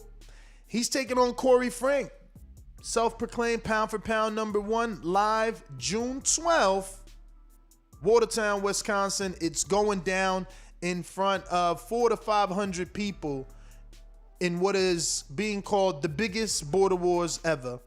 We got Smoke 'em Out Jay in the heavyweight division taking on Mission Impossible Sean Jones as he makes his debut in the heavyweight division after coming off a big win in the cruiserweight division, defeating the undefeated at the time, Chach the Dad. Tank is back in the heavyweight division after a come from behind, much needed knockout. He was losing 2 out of 3 rounds. He's down in the 3rd round, arguably losing that round as well. Lands the right hand from the gods, as AJ would say, and knocked out Sony from the back channel in Cincinnati, never to be heard from again. Now he's back, and he's taking on Wisconsin's own Steven Rivera, who is a daily, DEFCON gym attendee. I wouldn't say that he disappeared right after that, right? Because he was... Call me Narrative Ness. Twin, coming off a loss at the hands of arguably one of the biggest punchers in Border Wars, Jordan Baker from Florida. Getting right back in the ring, dusting himself off and trying again, but highly motivated because Lids Lowe from Decatur, Georgia says he's seen something that he can capitalize on Twin. And a frustrated, fired up Twin said, "Don't talk about me subliminally. Say my fucking name." And the name was called and the fight was made. And we got ourselves a big fight in the 154-pound division between Twin in Orlando and Lids Lowe in Decatur, Georgia. Now, the advantage is that Twin's been in there with a big-ass puncher, didn't go down, didn't get knocked out, and got that first fight out of system where Lids Lowe still has to get that first one. Then we got the return of the young man killer. This man, his last fight out, joined an elite group of 40 and over attendees that have participated in Border Wars. He ranked himself in the IBO rankings by being granted a winner's only medallion, hailing from Queens or Connecticut. Show Kid. And that dude from the Bronx, what are you talking about? Show Kid 1-0, taking on Mario 0-1, coming off his loss at the hands of Keen, where he suffered who was just in a championship match. Where you suffered 3 knockdowns. We're going to talk about Keen because I actually watched the fight. I woke up mad early this morning, watched Border Wars all over again. and I got to Keem's fight. And, bruh, Keem won the first round. Arguably the second, Keem. I'm so sorry. This is the problem. See, I'm not a judge anyway. But this is the problem. This is why, you know, in the future, 20 years from now, you know, it's going to be called the Nest 2020 system, and judges won't be allowed to be ringside. They will have to watch the fight on like a 27-inch monitor, separated from the crowd and separated from any other judges. Going back and watching that fight, it is, listen, tooth and nail arguable. I'm not even fronting, Keem. I'm not capping for you. You know, Marvin gonna take it as hate. Man, we could do a film study. It is arguable that he lost that second round. The biggest problem is he let Marvin hit him with some big right hands at the end of the round. But Keem landed so many shots. What happened is judges and even myself, we got caught up in his body language. He was looking tired. But it don't matter that you look tired if you still effectively landing punches. Bruh, I watched that shit this morning, man, fresh, and never watched it again, right? This is the first time watching it, truly. And it's arguable that Keem didn't win that second round. That first round, you won that shit hands down. Listen, Keem, I would petition, man. You need a rematch. I promise you, man. Listen, it's arguable. I want everybody to go watch it. It's on YouTube right now. I'm actually going to put the link in the thing. I promise you that second round is super arguable. Like, you gotta find more that Marvin did than the last few seconds of that round. That's it. Now the third round, Marvin is really feeling himself, and even in that fucking round, you hitting him with mad shots, bruh. He got his hands down all cocky, but you hitting him. The thing is, you're exhausted. We going off of your your, you know, your physical, the way you, I'm all cap now. I'm all cap. Yo, watch that fight. Watch that fight. You lying, Supermax. You lying. Lying. Texas, stand up. Exactly. He's from Texas, so that's biased, bro. Dude, that second round. It's down south because you got Bama Bo too. Dog, that second round. Down south. The hate for Marvin, that's not hate. I promise you. Y'all gotta rewatch the fight. I'm not saying he didn't win. I'm saying that second round is arguable. Third round, obviously, Marvin got that hands down. Hands down. See, but that's the thing that sucks about being in this. It's a about being in a three-round position of yeah. No. But what I'm saying as a promoter and coming from your situation, because it's like, I believe you. I could tell when you're trolling. I could tell when you're kind of talking shit, and I believe you. I don't think you're trolling. I don't think you're trying to hate. I believe you. But the problem is that because you had gotten that narrative, now people just gonna assume that you're hating on Marvin. Nah, and it's cool. It's cool because they don't know. Listen, a lot of people don't know what they watching, man. It's just that simple. A lot of people don't know what they watching. Doomy, have you watched it? You didn't watch it. I watched it once or twice. You could be honest, bro. We busy. You didn't watch it because I didn't watch it. I watched it this morning, bro, and but I watched the whole Border Wars when it first came out. So I watched it, but I didn't score it though. And look, I've been quiet. While you've been saying all this, but like, yeah, you could have, depending on how you're scoring a fight, you could have probably said, you know, Keem got to win, but that's subjectable to the style of judging. So, you know, if we do a film study, we'd probably have different opinions, you know, or we might agree on certain things and disagree on other things. But it would be cool to do. I mean, it's a main event fight, you know, if you want to go back and maybe do a film study and I guess compare it to maybe a future opponent, maybe that would be cool. But I mean, you know, Marvin did. I mean, I'm not gonna say he dictated the whole pace, right? But he was always on the offense. You know, he was not in the first round, and not in the second. That's what I'm saying. Listen, I'm a screen share this shit right now, bro. I ain't got time. You know, I ain't got time because I got time. You know what I'm saying? I got time today, cuz. Bruh. And I should get right into the second round because showing the first round doesn't prove my point. Showing the first round just shows that my man's was doing his numbers. Wifey's in the building. Don't forget. Yeah. Both wifeys are in the building. Both wifeys. That pressure. 2 wives in the building. That pressure. Here we go. First round. Check this out. Here we go. Look at King. Put off the apron, please. Right away. He's on the jab. Look. Using the whole ring. Look. None of that landed. None of that landed, okay? Hey, yo, you see my man choking? Now, see? Good jab by Marvin. Double jab. Nice and sharp. Big ass right hand. Partially blocked by Furman. Look at King. Look at King. Block that. Right hand. Right hand again. I'm telling you, shit crazy, bro. You gotta watch this. Look at him, hands down, dipping. First round is his best round. Yo. Look, jab to the body. Another jab to the body. They both shooting and missing, man. Both on good defense. Good head movement, man. He's making Marvin miss. Yep. Good pivot by Marvin.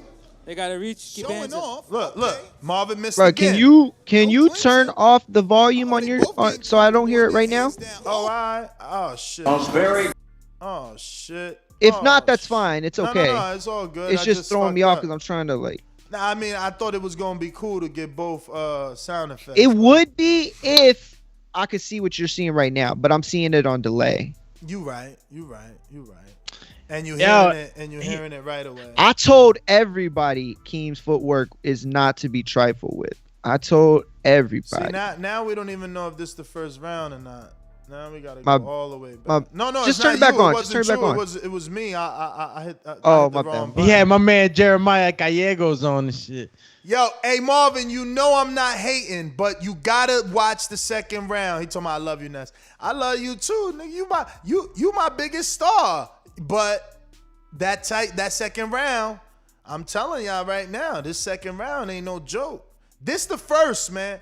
I want to get to the second. Listen, the first is not even arguable, so I say we just jump to the second, man.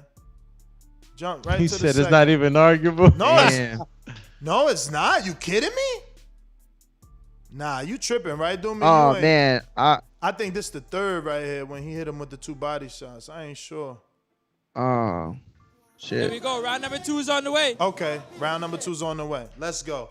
So I'm telling you, the first is not arguable. It's not arguable. Do we got the official scorecards yet? Because we can easily see. See? He thought Keem were okay, this is the second round. Shit. So he already landed that right hand on Marvin. Keep counting, y'all. Look, jab landed again. Keep counting. Where's body shot, right hand. Where's Marvin's punches? Jab again. You're commentating. Right hand again. Marvin ain't landing a punch. That's what's left hook, and jab. Marvin ain't landing a punch yet, y'all. This is the second round. But those body jabs are nice. We just started seeing the round that you're talking about. All right, I'm not going to talk. Since y'all behind me, you call it out. You know what? Why don't we just go to cars, end it real quick, and come right back for a film study? I mean, because it's only quick. About this second round. Keem obviously lost that third. It's only the second round that needs to be arguable so that they won't call me a fucking hater, which it is arguable. Right? Well, I wasn't saying. Yeah, I was just saying. Big jab by Marvin. Oh, big ass jab by Keem. Exactly. Another jab by Keem. Damn. Up and downed him. He up and downed him with that one. Look, another jab in the gut by Keem. Big right hand by Marvin. Right hand right back at him by Keem. I'm telling you, the second round is arguable. Yeah, I'm just quietly just looking like. Yo, and not for nothing. Keem had great movement. Keem had great movement. Fantastic head movement. And he had success in touching Furman, but I think that the bigger punches was Furman. Look, another right hand by Keem. Exactly. Yo, listen, tripping, man. They seem more effective in. I need y'all to watch. Look, big jab by Keem. Head back on him. So real quick, super chats. Supermex says, "Do the film study so we can address this cap you doing." Next one from Show Kid 2005 says, "Ness, I thought Keem won the first round and the first half of the second round. You're the one who be yelling, influencing the judges. Was a close fight." See, the round is over, y'all. You gonna tell me that Marvin won that because of what? Because of an uppercut left hook at the end of the fucking bell? Come on, man. Oh, big. Come on, man. Y'all go back and watch it. I'm good. Look, I'm good. I know that Oh, big jab. Live, it looked at one way. On camera, it looks another way. You know, Marvin, I scored that first and second and third probably for you live. I mean, but, you know, watching it on tape, I'm like, whoa, that second round. It was a competitive fight. It really was. Did you watch the second round? I'm making all this hoopla. What did you think? Do I have at least an argument for a you do have an round? argument. Absolutely. I mean, look, from the rip, I was in agreement even before we talked about it today that it was a good fight. It was close.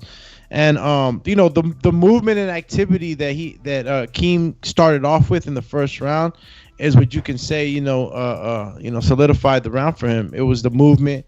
And you know, Tank has always been a forward fighter and and balls to the wall type of fighter. So in this camp, you got to see sort of like when Sean Porter switched his style when he fought what's my man's name? But he switched his style, and you know, you didn't get to see the traditional Marvin. He actually played into Keem's game, and I mean, he had success. That's what you got to give the champ. And, you know, in order to take the belt, you got to beat the champ. You know what I'm saying? You can't just touch him up. Even though some of those jabs were landing, I can see where some of the judges, from the visual, obviously, could have said that, you know, Tank was just, you know, more effective, landing the more effective punches. I hate that it's like this. Like, Bo talking about, who Marvin got to be to get my respect. He got my respect. Like, but y'all can't act like, you know, because we diminished Keem. You know, when the fight was over, I thought Marvin beat the shit out of Keem. You know what I'm saying? I was talking crazy to Keem, like, afterward, like, oh, man, you know what I'm saying? But now I'm watching, I'm like, wait a minute. You're just trying to make the point that that it was competitive. It's right? Closer than people got Marvin 3-0. Like, man. Yeah. I can't even believe that Supermex said 3-0. That means he's truly biased because there's not, Marvin. To watch the first round is a waste of 2 minutes of your life. Marvin don't nearly land enough punches. He don't. It looked like his game plan was to let Keem dump his load, which worked. But whatever. I'm the CJ Ross. Okay. Y'all tripping, man. Keem, I'm bringing you on. This is some bullshit because I know people that he showed the fight to have to have said the same thing. Like, I never watched it till this morning. You know what I'm saying? But I want to hear how you feel, man. I had you first round and second round, arguably, if you don't get hit with those two big-ass right hands at the end, you know, who knows if you ain't win that fight, bro. It's only 3 rounds. It's a race to 2. Yeah, like, go watch the second round, man. Y'all fucking call haters. you second round. Let's equalize some more of these super chats. Yo, you got Marcus Robert Johnson came back and said pound for pound lists are subjective. That's a hashtag, by the way. Hashtag pound for pound list are subjective. And Luminous P coming through and says, Ness, you're right. They are biased, and the list is BS. There you go. I don't know about BS, but MRJ back with another one. Shout out to Marcus Robert Johnson. Yo, you guys got to follow this dude on Instagram. Let me pull up his Instagram while you read his super chat. All right, but let me stay in line. Brandon Maurice said Inoue was a 3-division champ in 16 fights. Hashtag beast. There you go. There's your stamp for my man Inoue. And Marcus Robert Johnson comes back and says, first fight does not put you in a particular place. It's the accumulation of career matches. Hence, Canelo is number 1. Again, all pound for pound lists are subjective. Good point there. MJ, Dimitri Clark says, I agree with Ness. Mel deserves to be on this list. I'll call you. Nobody ain't super chatting for Mario. I agree with Mario. I mean, I think that because it's like, what would they agree or disagree with me about? I haven't said that Mel doesn't deserve to be on. You know, the only case that I've tried to make is that there is continuity to the pound for pound list. If you've been on it before, then you're looked at favorably as you move forward. If you've never been on it, then you have to do something that catches the attention. And again, I go back to, let's see the last fights that these guys had. Ioka was one of the biggest wins of the year, pound for pound. Okay. Estrada, one of the biggest wins of the year, pound for pound and commercially, by the way. And then you have Mel, who beat Rosario. It was a great win and one of the biggest wins of his career. Pound for pound speaking, though, where's Rosario on that list? You know, where are you going to argue that that beating a guy like Jason Rosario would get somebody? Because that earlier Ness had made the point. Trying to hold on real quick. Let me just make this one last point. Ness said I'm trying to prove without a shadow of a doubt that, you know, somebody deserves to be on the pound for pound list. But that's the point that I'm making, is that if you want to have that argument, then you have to put that argument against Canelo. You have to put it against the guys at the top of that list. For you to argue that, you know, well, this guy's better than the bottom 10 or the bubble, but that's all subjective. Those guys can be interchanged and moved out. To say that somebody deserves to be there, then you have to at least try to make a case for them at the highest they can go. Yo, if you could say that was he this deserves, morning's argument, man. That was this morning's argument, dude. Like, now my argument is Keem arguably won the second round, man. I'm past that list, man, because now even Sam in the UK said, "Oh, cause controversy, get a rematch, classic." Like people really think this is just some game to shit on Marvin. Like, watch the fucking second round. But by all means, watch the first one and try to give it to Marvin then. You know, if there's some sort of question, especially Supermax, like I honestly, like, you know, I'm being straight up. From this point on, I think Supermax will be, in my eyes, is biased. I will now reference check anything he says because look, I get it. It all sounds like theatrics, so everybody's laughing at me. But the truth is, if you scored Marvin the first round, you's a fucking weirdo. You's a weirdo. You don't know how to watch boxing. You don't deserve to watch it. Or you biased and you cheating for your friend, and that's okay. But you know, don't try to pass it off as like, you know how to judge a fight. That's bullshit. But hey, I'm not surprised, motherfuckers. Let me bring Keem on. I know you got more super chats, but we taking long to read all them shits, and I want to get his thoughts. I know there's people out there on the outside that he showed the fight to that are completely not part of this ecosystem that is Border Wars and TBV. Wait a minute. You say you know boxing? Yeah. What is it? Maybe I don't know. Tell me what a full counter is. Full counter? I've never heard that term before. That must be your term. You must have been No, Fair Shake, HBO need to fire you. You don't know shit about boxing. You ain't shit. Yo, I hear you. What up? Keem the Dream. So Yo. let me just interview you. Let's start with your dad. What did your father say when he watched the fight? Same thing, man. Pretty much everybody said the same thing, man. They had me winning the first round. I think I said this. I don't know if I said it to you personally or on the show, but it was everybody said, look, you won the first round. The second round is questionable. You lost the third. And I take that as the second round was if you for Keem, you feel like I won it. If you for Marvin, you feel like he won it. You know what I mean? Type of thing. Or it might have been like a one of those where, you know, when somebody tells you that's an up in the air round, that's just what I take it as. So But you watching it back, how the fuck is it up in the air when he only landed those two rights at the end? Listen, man, I think it's just the activity. With Marvin, there's so much activity. He's throwing so many punches. But you slipping them shit. You got your hands No, down absolutely. in the second said, round. man, I said you sound like me. I said this shit to you at the Mexican spot afterwards. I said this on the show. You was all this Marvin is landing this and that. I said, man, I slipped most of that shit. Like, yeah, he landed some shots, but I slipped a lot of punches in there, like a ton.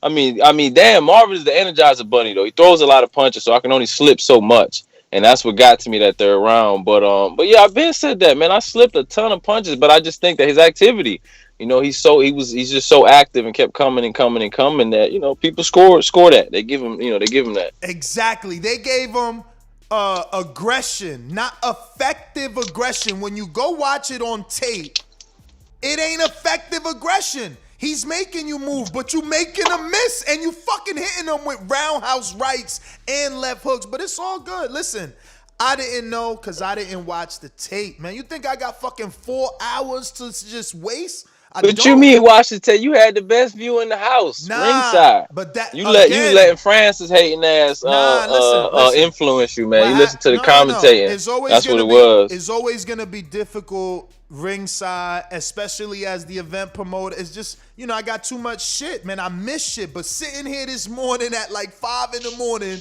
with some coffee and an L. Bruh, I seen you in the Matrix. They fucking hating on you, and they trying to turn it on some shit like, oh, Nesson is theatrics. He always trying to make it no, they hating on you. You was in the Matrix in that second round, and yeah, he landed a few punches at the end. But man, what did your coach say? Did he see that second round? No, I did. I didn't show Coach Andy that fight.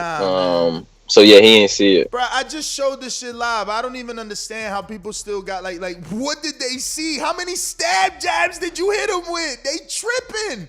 You set him up for the right. You just gotta watch the tape. You hit him with so many stab jabs, he didn't even know when the fucking overhand right was coming. And you hit him with the left hook. I promise you, all I said was like, damn, he still ain't learned how to block that left hook. Bruh, I don't know. Hey, listen, man. I said it after the fight. I've been saying that. I thought it was a lot closer than people try to make it seem. You know what I mean? But it is what it is, man. At this point, it's too late, right? That should have had this energy the day of the fight, man. Not because I can't do nothing. The decision is the decision. I can't do anything. But they taking it as hate or some sort of stirring the pot. Nah, man. Watch the fucking tape. Like, watch the tape. Yo, Supermax, don't send him no Christmas cards. That nigga said 3-0. He said 3-0. Nah, Supermax hating hard, man. It's all good, bruh, he didn't even give you the first round. Like, dude, he's blind, man. He's blind. Nah, everybody on the planet gave me the first round. Come on, man. Xander gave me the first round. His father gave me the first. Everybody gave me that first round. And it's just like everybody gave Marvin the third, right? Those 2 rounds I don't think are questionable in the slightest. I lost that third round. Exactly. Absolutely. They not questionable. They not questionable. So I think the second round is the kind of swing round. So it just depends on who you know what I mean? Depends on who you swinging it towards. I need Bo to call in because Bo allegedly did punch stats. I need the punch stat numbers for round 2, man. Punch landed. Yeah, punches landed because I remember he threw like 50 something in the first, but his numbers dropped in the second, bro, and then he picked it back up in the third. And that's all I need to prove is that he went down in the second because you was hitting him. You know what I'm saying? Look, the punch stat numbers think it's because he was missing so much in the first. He was very calculated in the second and didn't throw as many punches because he was missing a lot. But then, that third round, I was tired. He realized that he could throw as many punches, and I couldn't move as much. So look. Now I don't know. Did he make this punches landed or thrown? I think this is just thrown. Hey, Bo, you need to call in. So he got you throwing 27 and him throwing 42. But that math makes sense to me because I'm saying you was in the Matrix. You slipping all the bullets. So yeah, he threw 42 of them. So how many landed? You was in there. Oh, he just counted punches thrown. He didn't count punches landed. Yeah, he. Unless he sends me an updated sheet, this sheet is a punches thrown. Hey man, that don't work well for my style. I like to slip and move and count. I'm not gonna throw a ton of punches. I'm gonna land a lot though. Yeah, man. Nah, man. They need to watch that second round. They tripping. But hey, man, look, like AB said, I beat that boy. Y'all know I beat that boy, all right? He was missing. I was hitting him cleaner. You know what I mean? Want to thank the whole hood for coming out and watching. Look. See? Look at how Carlito scores.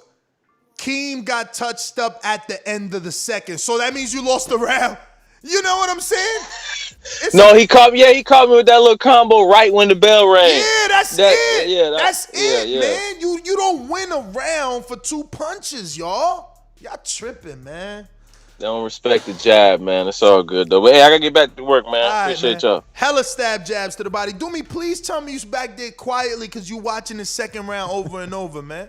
Like, shoot me some bell, man. Like, damn, you bro, ain't see this I'm shit? not even like tripping, man. I was the referee. Doomy stays non-biased, right? But I'm obviously the guy with the best, the best seat in the house. So, You know, I'm seeing it just like you guys said it, and there's nothing to trip about really. You know, it was a close fight.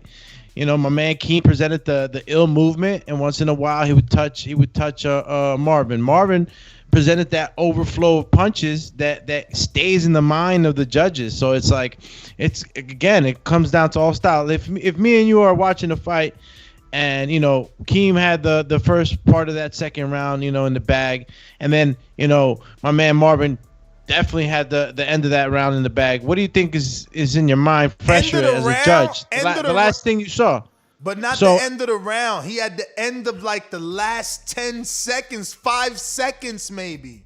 But it wasn't just he landed uppercut. Bro, watch the tape. But it wasn't just that. And again, you know, the thing is with Keem, his slipping is so good that sometimes he would actually roll with the punch, you know. Marvin would still touch him, but he would roll with it. But I think it's still, in all fairness, it was a great decision. It was a great fight. But we did have that attitude, especially you in the beginning. You really thought that Keem had totally lost. Of course, but you got to understand, I'm announcing, I'm commentating, I'm stopping people from going through the freaking VIP, people coming down the wrong way past the caution tape. I'm communicating with A2. I'm communicating with the sound check. Like, no, and that's not to say that I seen it today. I seen it today at 5 a.m. with some coffee and a joint. You need to go do the same fucking thing. And I don't mean you. I mean people in general. Like, stop thinking that everything is like the same vicious cycle. No, this isn't me playing it up. Go watch it for your fucking self, man. Like, how do you score a fight? My attitude after that fight was like, I mean, and you know, I don't know if either of the fighters wanted that, but like, I was like, man, I wouldn't mind seeing the number 2. You know, it was close enough. So, you know, it's just a matter of where the champ's trajectory is and where he wants to go. You know, you got the belts, you dictate where we going with them. So, but it was a good enough fight that I would have took a third one. Nobody won super decisive. Listen, if Keem take a third fight, he's got to bring a gun to the ring now. Because he's landing the cleaner punches. Marvin's landing the harder punches. He's slipping. Marvin's blocking. Like, what? I mean, y'all don't like the style. That's just it. Like, I don't get it, man. My man, I don't know what else he got to do. But we got Hawk that says Mario doesn't like Andy Ruiz is the best. What you mean? I thought he did like him. Yo, Super Max says do the film study so we can address this issue or this picture you're doing. Or I guess the emoji didn't come out on the on there, but he says do the film study, champ. I mean, look, we could go ahead and watch that second round. You know what I'm saying, bro? We just showed it. Like, it ain't gonna show any better, or like it ain't gonna be synced up any. Like, I think you should just put out a poll and everybody watch it again. Everybody watch it again and see what the people think, man.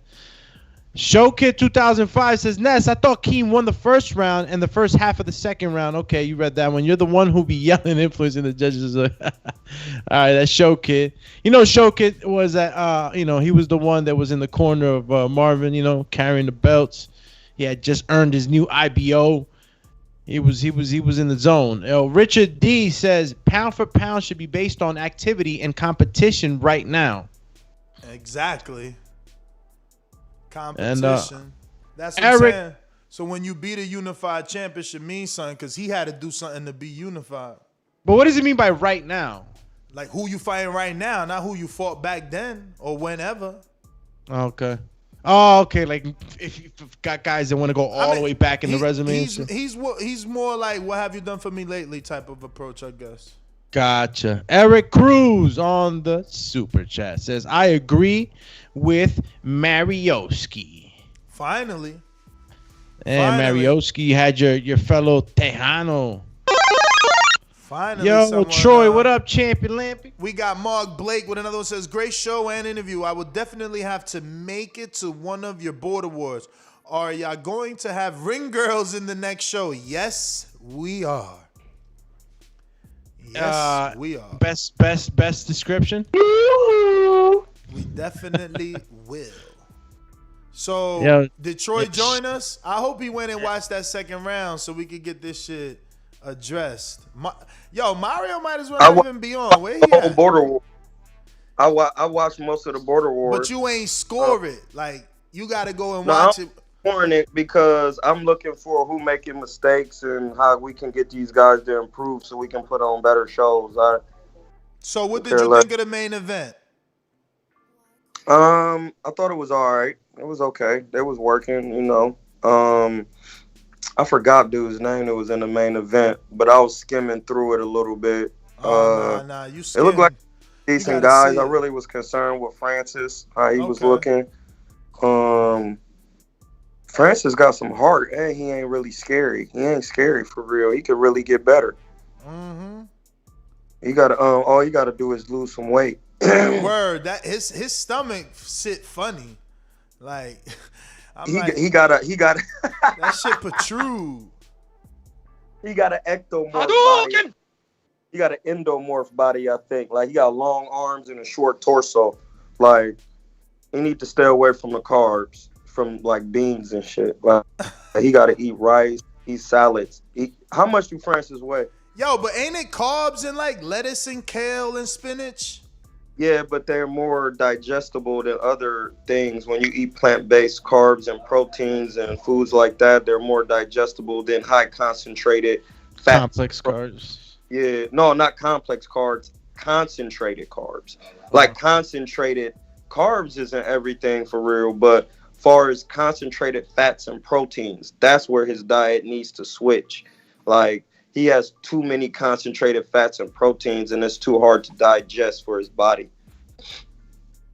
But everybody looked pretty good, man. It was decent, you know. The guys are not that experienced, so I'm not looking for everybody to be looking like Floyd, but we can do some major things with Border Wars. We got coaches in here right now. We got my man Ramon here, so we gonna look to try to, you know, travel and train somebody. Doomy, you are getting this work, bro. Doomy the ref. Yo, man. stop singing the story, champ. Super and chat. Come on down. Super chat from Keem the Dream that says, I beat that boy. Y'all know I beat that boy. I beat him. And I know you can do it, man. You got the. Yo, that was the jam, bro. Yo, man. It was so catchy. It's funny, though. I'm glad, Mario, that you think Marvin won that second round. Just so you know how hard it is to win a round. Because look at all that Keem done, and you saying two little punches stole the round from him. I said that I thought he won the fight. I didn't say what rounds I gave him. To be honest with you, I didn't score it. That's why I was saying we should do a fight chat, because I felt like I would be able to give like a critique. Like, I felt like we'd all be able to just kind of see it in the motion, like right now, as opposed to us going back, watching ourselves, and then coming back and talking about it. Like, if we were to do a fight chat like today, I mean, we would get the most honest versions of our feelings to the fight. Know, man. I don't know that we're gonna get honest versions. I'm gonna watch it and tell y'all what I think, because you could go watch that main event right now, because all you gotta do is a race to 3. All you gotta do is see the first 2 rounds. It's a race to 3, man. Coach Myers. Troy made it seem he's like, I'm going right now and watching it. I was like, all right. Later, Troy, but I didn't see his at the Coach top. Myers, you talk on mute, to me, Troy? man. I'm going to watch it right now on YouTube. All right. You the man. And everybody else can watch it, even though it's also available on the BPE app. They will be live streaming the Border Wars 11, which will be June 12th in Watertown, Wisconsin, which is one of the biggest fight cards we have. It's so big we never got to finish announcing. Once we stopped at Mario and Show Kid, which could have been a main event in itself, we got the return of Donnell Outfight Anybody Fernandez taking on Wisconsin's own 1-0 kickboxer and 2-1 MMA fighter Malik Johnson at a weight of 140. And then that's the dude that trains with Jordan, right? I mean Adrian. My bad. I always call him. No, this is these 3 guys are for a completely different coach. They're coming for the smoke. Dylan Ray is going to be taking on our very own Majid from Orlando, hailing in Ohio. And Dylan Ray is from Wisconsin, so a lot of Wisconsin dudes stepped up to the plate. We still looking for a heavyweight for Xavier Coleman. He's 37, 5'7", 230. Looking for a novice heavyweight to get up in there with him. You know, we need a chubby weight is what we're looking for. Let's go. And then we got John Feliciano, who, you know, I'm waiting to see. You know, Isaac already said, yo, I'll take either John or I'll take James Threefy. It's whatever. You know, he like, yo, I'll take either one of them dudes. I'm looking for bigger fights after this. So, homeboy hungry. You can't touch me. You're not man enough. So, you know, after they make their decisions, we still need one more 140-pounder because obviously if John fights Isaac, that leaves James available for a fight. So we need one more 140-pounder that's interested. So Adrian, if you're listening, I need that. And then we got, that's it. I told you about Smoke 'em Out Jay and Mission Impossible Jones. That is so far the card. That's 2, 4, 6, 8, 10, 12, 14, 16, 17 fighters. 8 fights so far. We got 1 fighter there. 1 more fight gives us 9 fighters. We got super chat from Richard that says, Ness, if you don't go off current, Pac will be pound for pound king till he retires. That's why I don't have Bud. Number 1, because his last 5 fights wasn't elite fighters. He's not at 140 anymore. I hear you, champ. Oh! I hear you. Let me get to these callers. Coach Meyer said he's just listening. James, are you rocking out?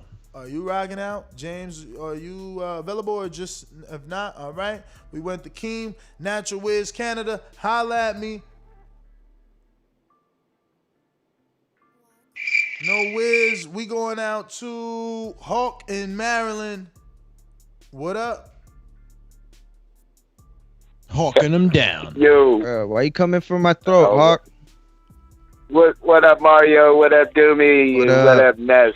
What up? Hey, nothing coming for your throat, not necessarily, but when you approve of a list like that put a little-known company out of business called HBO, they used to make stupid lists like that, pound for pound list.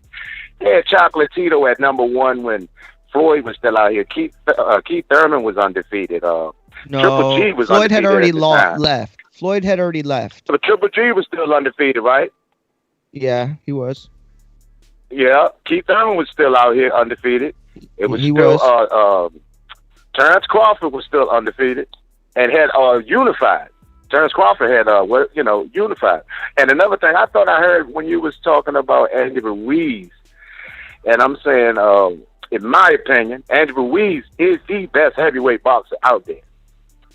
Andy Ruiz is the best heavyweight boxer out there. Right now, Wilder ain't even fighting, so we ain't even including him. Andy Ruiz is the best heavyweight boxer out there. He's going to prove it. I'm betting on Andy Ruiz against anybody. The only one I even give him a chance to do anything with Andy, a focused Andy, is Tyson Fury because of the size. But they both possess the same type of true boxing skills. Anytime, any place, anywhere, I'll fight you in your backyard. All right. If you're on Blog Talk, don't forget to hit that 1 button to let me know that you want to rock out. And Twin is saying, Ness, you know, on the live, you said after the 2nd round, definitely a Marvin round. And that's exactly what I'm saying. That live, I didn't notice certain things. Watching it on tape, that's what I'm telling you. You said that. You said that it's different seeing it live than it is on camera. It's too hard. I mean, to watch on it the live. screen. Yeah, It's too you said hard that to watch earlier. it live as an event promoter and all that shit. I mean, in Essex, what is up, my friend? Oh, I mean, the dude I offered you, you ain't Bishop scratched that up. I forgot to put Bishop on the list. Bishop fighting, y'all. What happened? I gotta put his name and announce that fight. Bishop is taking on, what was my man's name that just signed up in the cruiserweight division? His name is Jason Hotsy. Bishop coming back, y'all. He dropping from the heavyweight. Say what?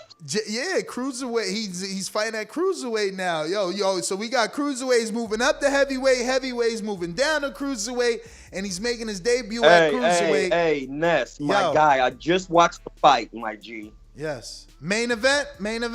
The main event. Okay. And you're not gonna like what I have to say. It's okay. Your opinion is, that's what we're looking for. Opinions.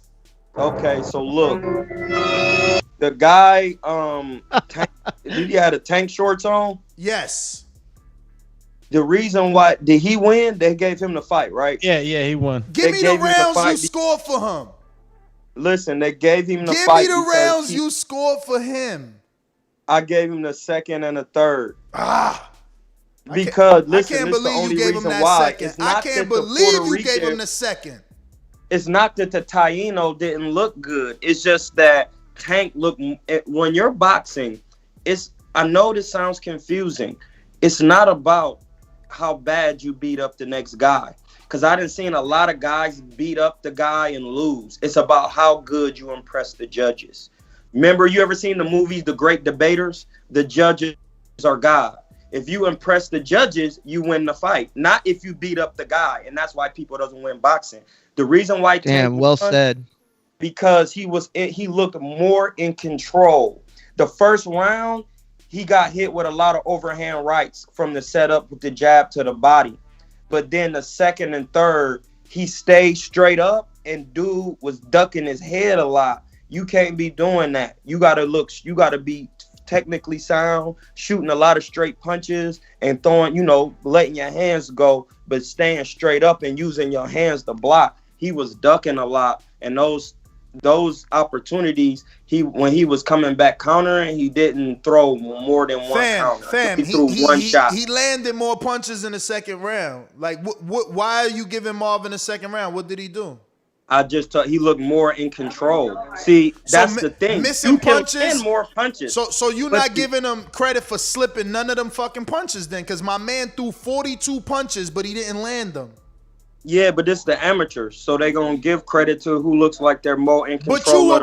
But you a pro. I'm asking you, what did you see? You adapting amateur rules. What did you see? No, I'm not. The amateurs is not the same. They don't count punch points no more. They count it's 10-9.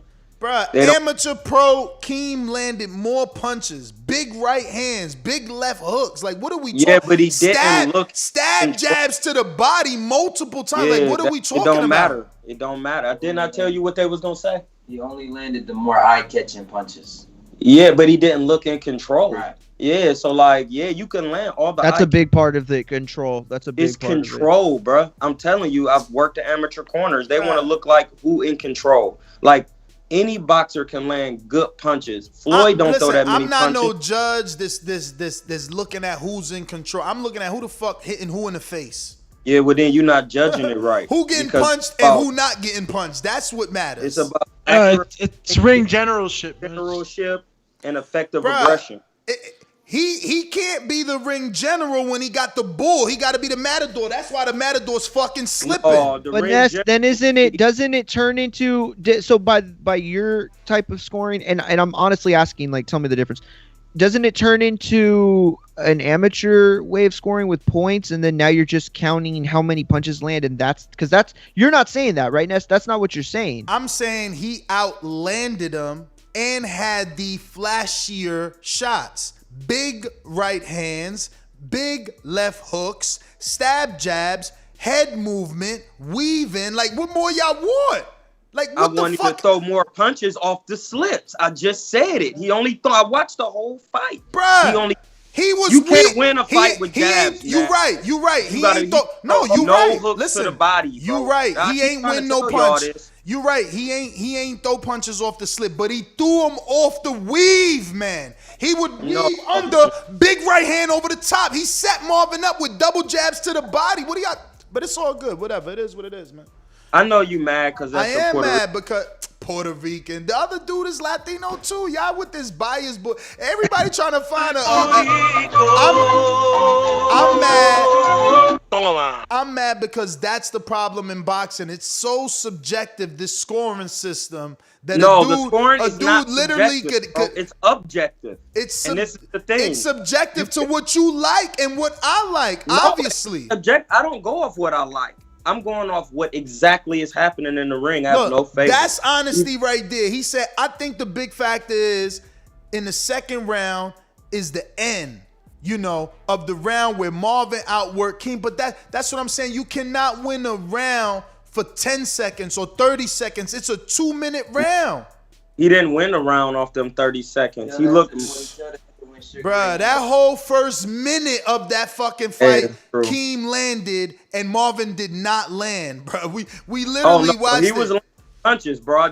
Listen, like Mario said, put it up on the chat and I'll break it down for you. That's why I said, if y'all come to my house, I'm putting on boxing so I can break it down for you so you can see what is actually going on in there.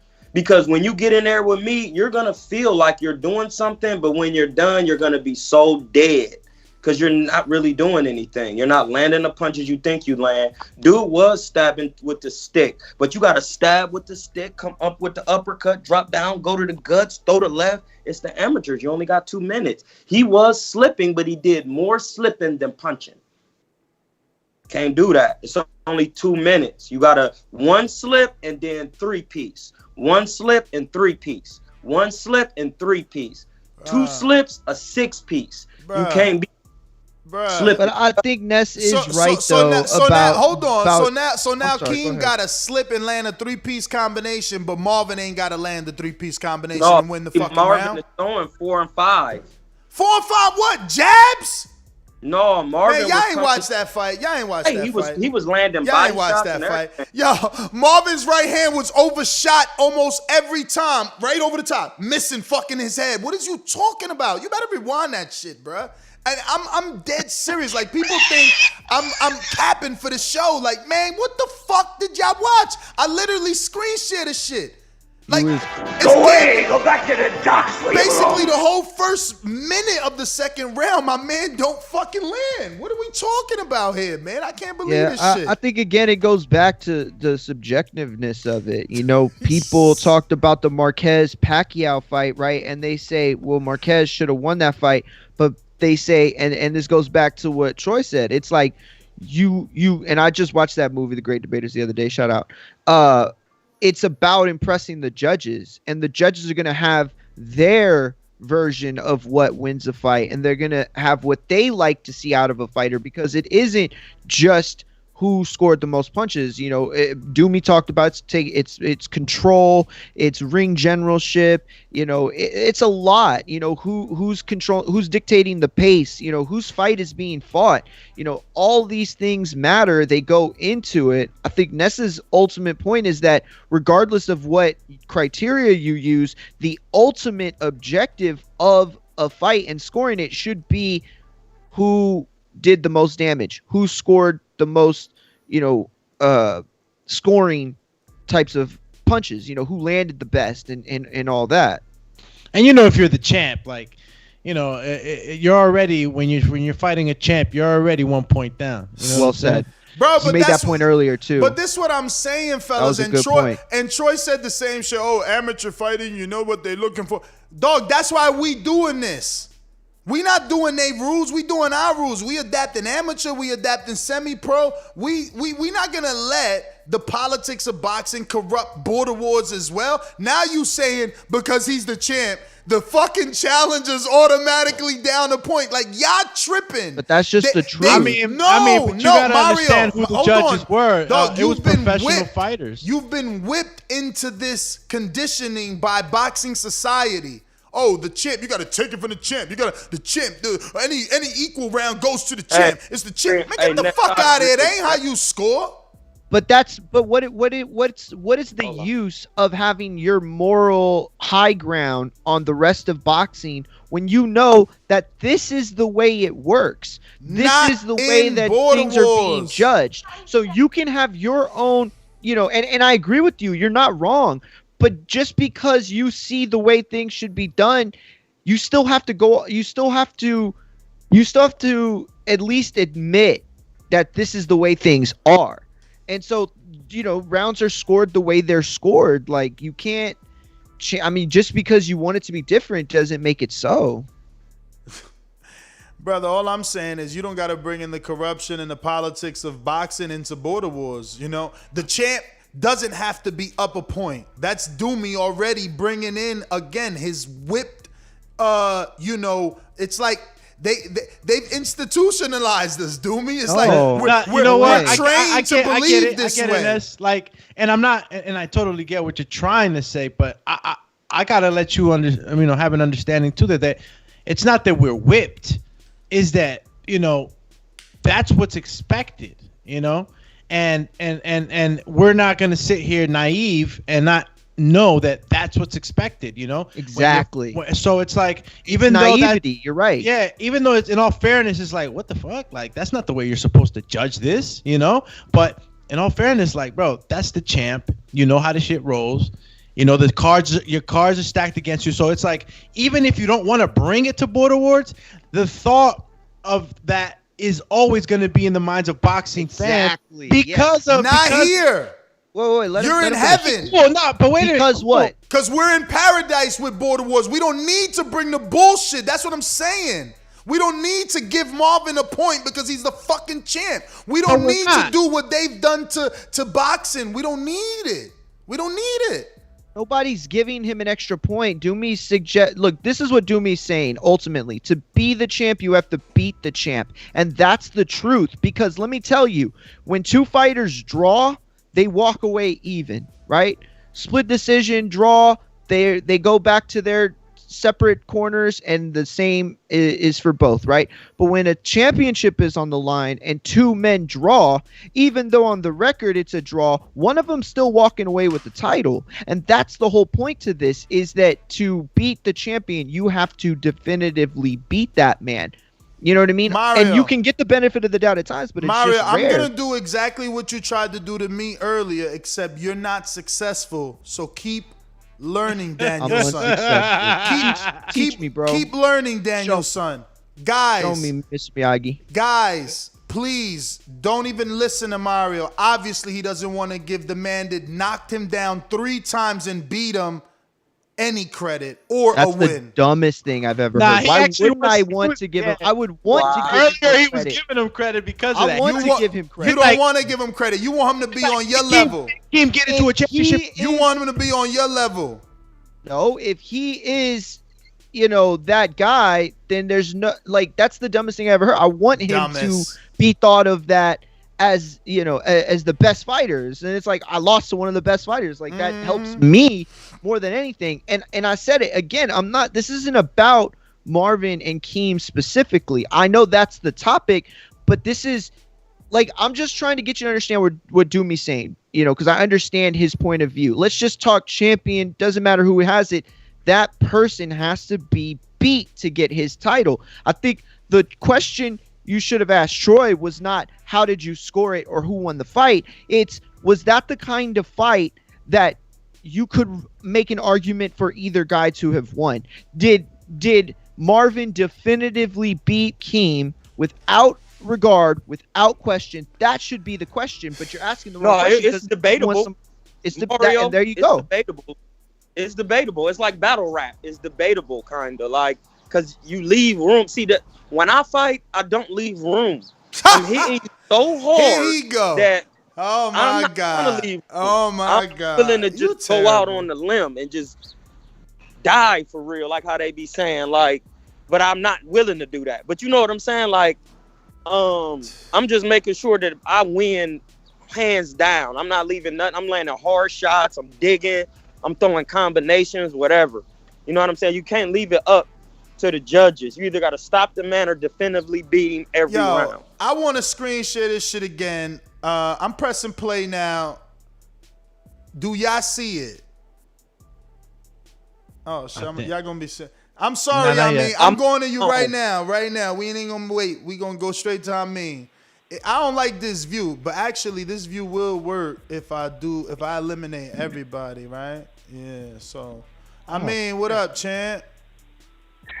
Yeah, it was good. Yeah, I wasn't even tripping. I was trying to make sure because remember I was there, and I'm not trying to, say it one way or the other. But again, Supermax bugging. Keem definitely had the first round. That was easy. It was them two hard punches. So to me, as I'm watching it, I'm thinking Danny Garcia and Sean Porter or one of them the difficult or Triple G and Canelo first fight.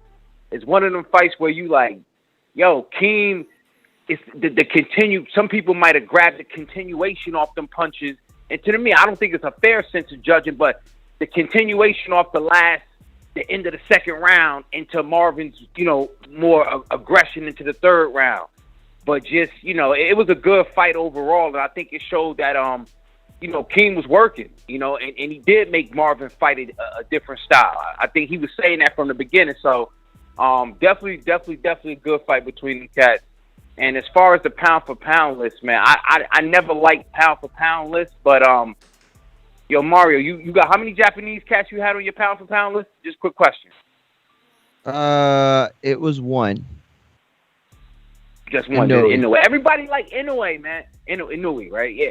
Yeah. Everybody like him though, man. But I don't. I'm not really big on him, man. And I guess I don't want to shade the lighter weights, but I feel like.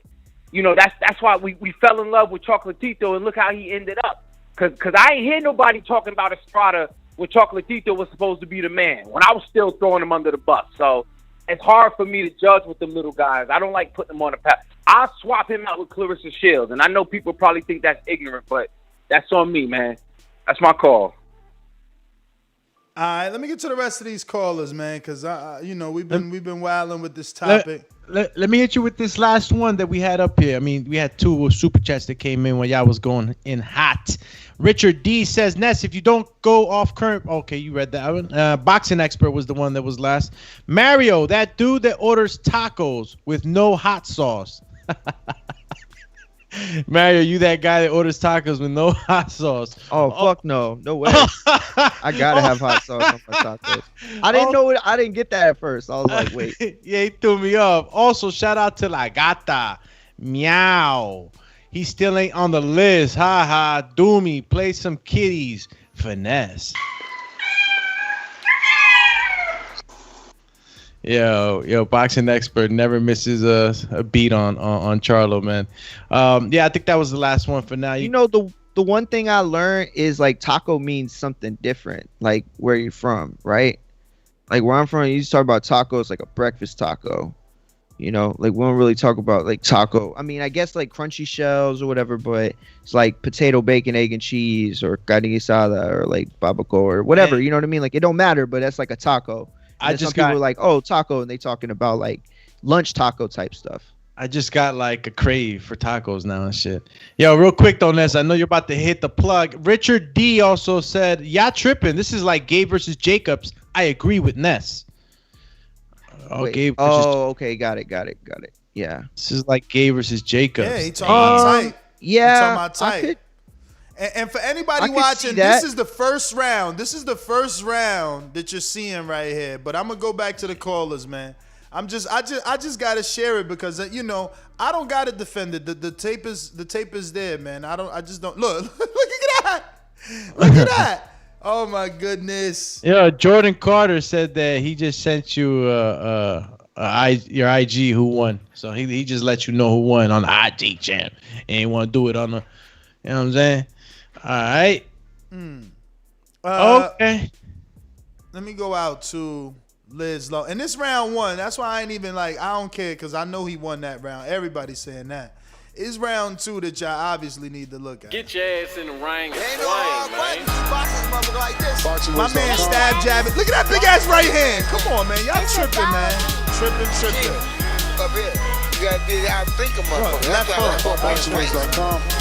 Crazy. CBV, what's happening, man? What up?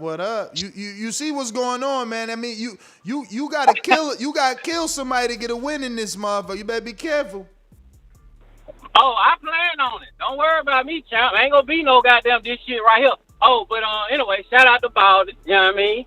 I want to that pound for pound shit. Hey, to each his own. You know what I'm saying? I ain't even getting into that shit.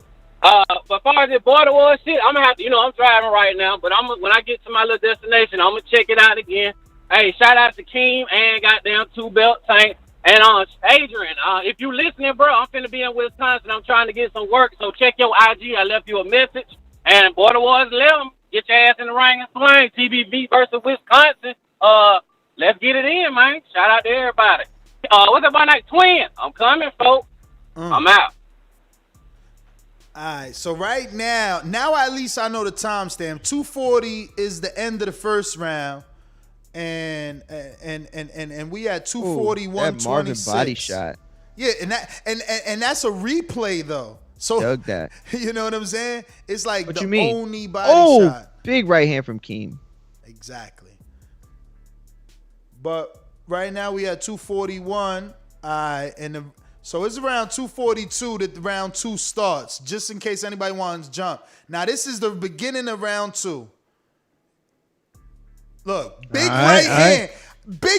3 seconds into the round. Y'all tripping, man. Wait. We ain't get there yet. You gonna mess up the judging. Neff, right? you should pull up YouTube on another one so you can see where we're at. You right. Oh, true. Right. Damn, right. Marioski. You're right, Marioski. I'm gonna go back and reset that to begin it right. Because there have been times where you'll say something and then 30 seconds later I see it and I'm like, oh, that's what he was talking about. But it's like too late to really comment on. You're right. No, you're right, man. No, you're right. You're right, fam. When you put it like that, you right. Yo, I'm looking at the second round nonetheless right now. I don't know if you stopped it and replayed it, but yeah, I stopped it. Yeah, you just did it. Okay, cool. Because I was like, all right, what? You know, that right overhand that he came out with, Keem, I say, that started off that round kind of high. All right, so I'm going to press play now, but I ain't going to look at that. I'm going to wait for it on YouTube. Let's see. Word is boy, y'all better be able to see it this time, man. I promise you. I'm trying hard not to look at it over there. How about this? Punches actually landed. Somebody count for Marvin and somebody count for punches landed. Man, for how Keem. about we count Marvin neck whipping back? How about we count the left hook scheme land? I didn't really see him his head whipping back. Man, you fucking tripping, man. Pay attention. Look, it started on YouTube. Let's go, y'all. All right, here we go. Yeah, boom, you got big it right hand from Keem. Let's see. Nothing from Marvin yet. He's slipping the jab too, Marvin. Another right hand to the body from Keem. Another jab from Keem. Whipped his head back. And Marvin. Another right hand from Keem. Let's go. Another left hook from fucking Keem. Let's go. You can't what scream. We this is talking what about, you do it when you're announcing and commentating. Yeah, exactly. You influence people, but because you're not wrong, but at the same time, look, jab. Okay, Marvin lands that jab. Big left hook, he misses. There we go. Look at Marvin. All right. Keem stepping jab, in. He jab misses. landed from Marvin. Another jab from Marvin. Missed the left hook and the right hand.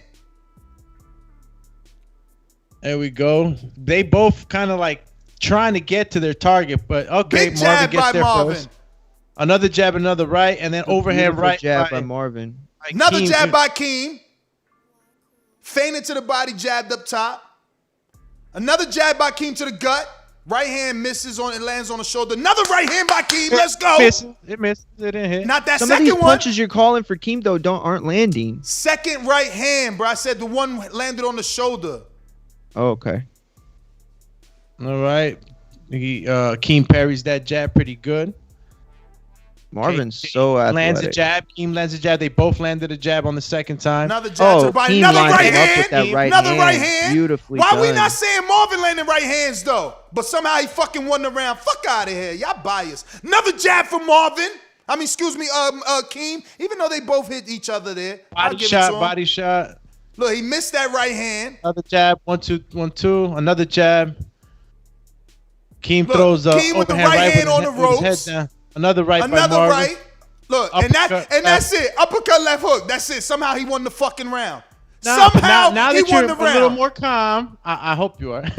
you see that the fight is closer than what you think. Brother, I see nothing. I see that I've been yelling out right hand for Keem, right hand for Keem. When we gonna yell out right hand for Marvin? Oh, at the end when he did the uppercut with the right hand and the left hook? He has success with two right hands at least. They were started with a 1-2-1-2. Cool. So he has success with two on your card, right?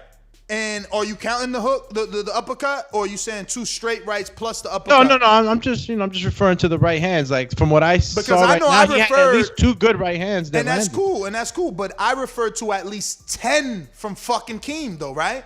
So 10. What the 10 right hands to the face? I didn't see that. Holy shit! What the fuck?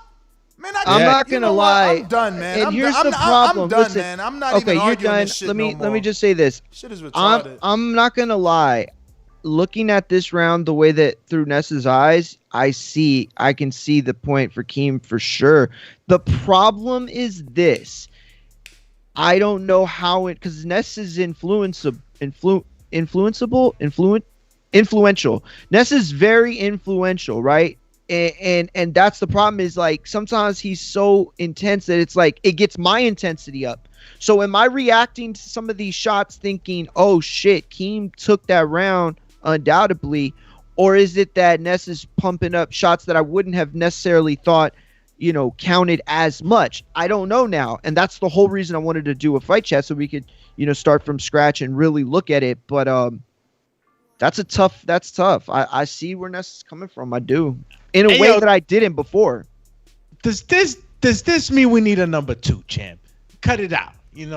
You think this is a number 2 in the future? Are these two bumping heads in the future again, or what? That's not what that's not what I'm trying to do. That's not the point you were making. That's not that's I don't care about that. I just care that second round. I don't see how it's tight, man. Yo, keeping it tight, your man, the heavy-handed edition. All right. Historically, you have to beat the champ to take his bill. Never agreed how they took Jermell's belt in the first Harrison fight, paying my TBV HOA fees, put me in. But this is what I'm saying. Historically, cool. Not in Border Wars. Ness is like, yo, this is a new entity. Don't come over here with that cocky. Win. In Border Wars, all you got to do is win. With that cocky. You don't got to be the champion to get a win. No, if you're a challenger and you won, you won. Push it to the limit. It's crazy. It's crazy. Push it to the limit, champ. Let me get to some callers here, because it's crazy out here. Let's go. Smoke with you. Come on. Info Joe is a beast. Checkbox red. Undefeated punchlines, better place your bet. The number one call, fought my way up the ranks. Border Wars fighter, going hard in the paint. Boxing scene writers call me spectacular. Fighters going hard in the paint. What's up, TBV? What up? What's up, Spectacular? Good morning, my boxing brothers. Hey, on to the topic real fast. I'm at work. This was the worst pound for pound list I ever seen, man. There's no way a unified, undisputed champ shouldn't be on the list. Jermell, Charlo. I don't like how they had Spence ranked lower than some of the others, too. What else? As far as Border Wars, man, you know what? This is the first time that we had the pros judging, man. Watching the fight live, I had it one. I had Keem 1, Marvin 2, and but I'll go back and watch it though, man. But this was an epic Border Wars because this is the first time we had the pros judge the fight. So I'm gonna have to slide with how they had it. But that's all I got, fam. TBV on BPE in Wisconsin, Border Wars 11. Don't miss out. I'm out, gentlemen. Let's go. Yo, that was spectacular. That's our announcer for Border Wars 11. June 12th, Wisconsin is going down. We're going out to A1 and the BX. Let me know, man, because you haven't pressed 1, brother. That's why. Well, he was on 1, and then I think he took himself off. But I don't know if he did that on purpose or he didn't think he pushed 1. And JT, So you gotta- are you available? Don't let me hit you with the crickets. Twin, you available? Here come the crickets. Ah. Yo, old boy talking about he ain't gonna let that happen in the ring, bro. He better beat the scale first. He need to get to the weight first. But anyway, that's what I was saying is that I don't judge the round by the end of the round, and that's who just because he did good at the end of the round. I think it was just close to that point. So it just depends on like how you judge it. If he did enough work to overtake what King did, because it was close to that point. So that's me. I'm not gonna say who won, but you're right though. Because when I seen it live, I thought I had Marvin winning that round totally. But like seeing it replay, it was way closer. I agree with you. All right, brother.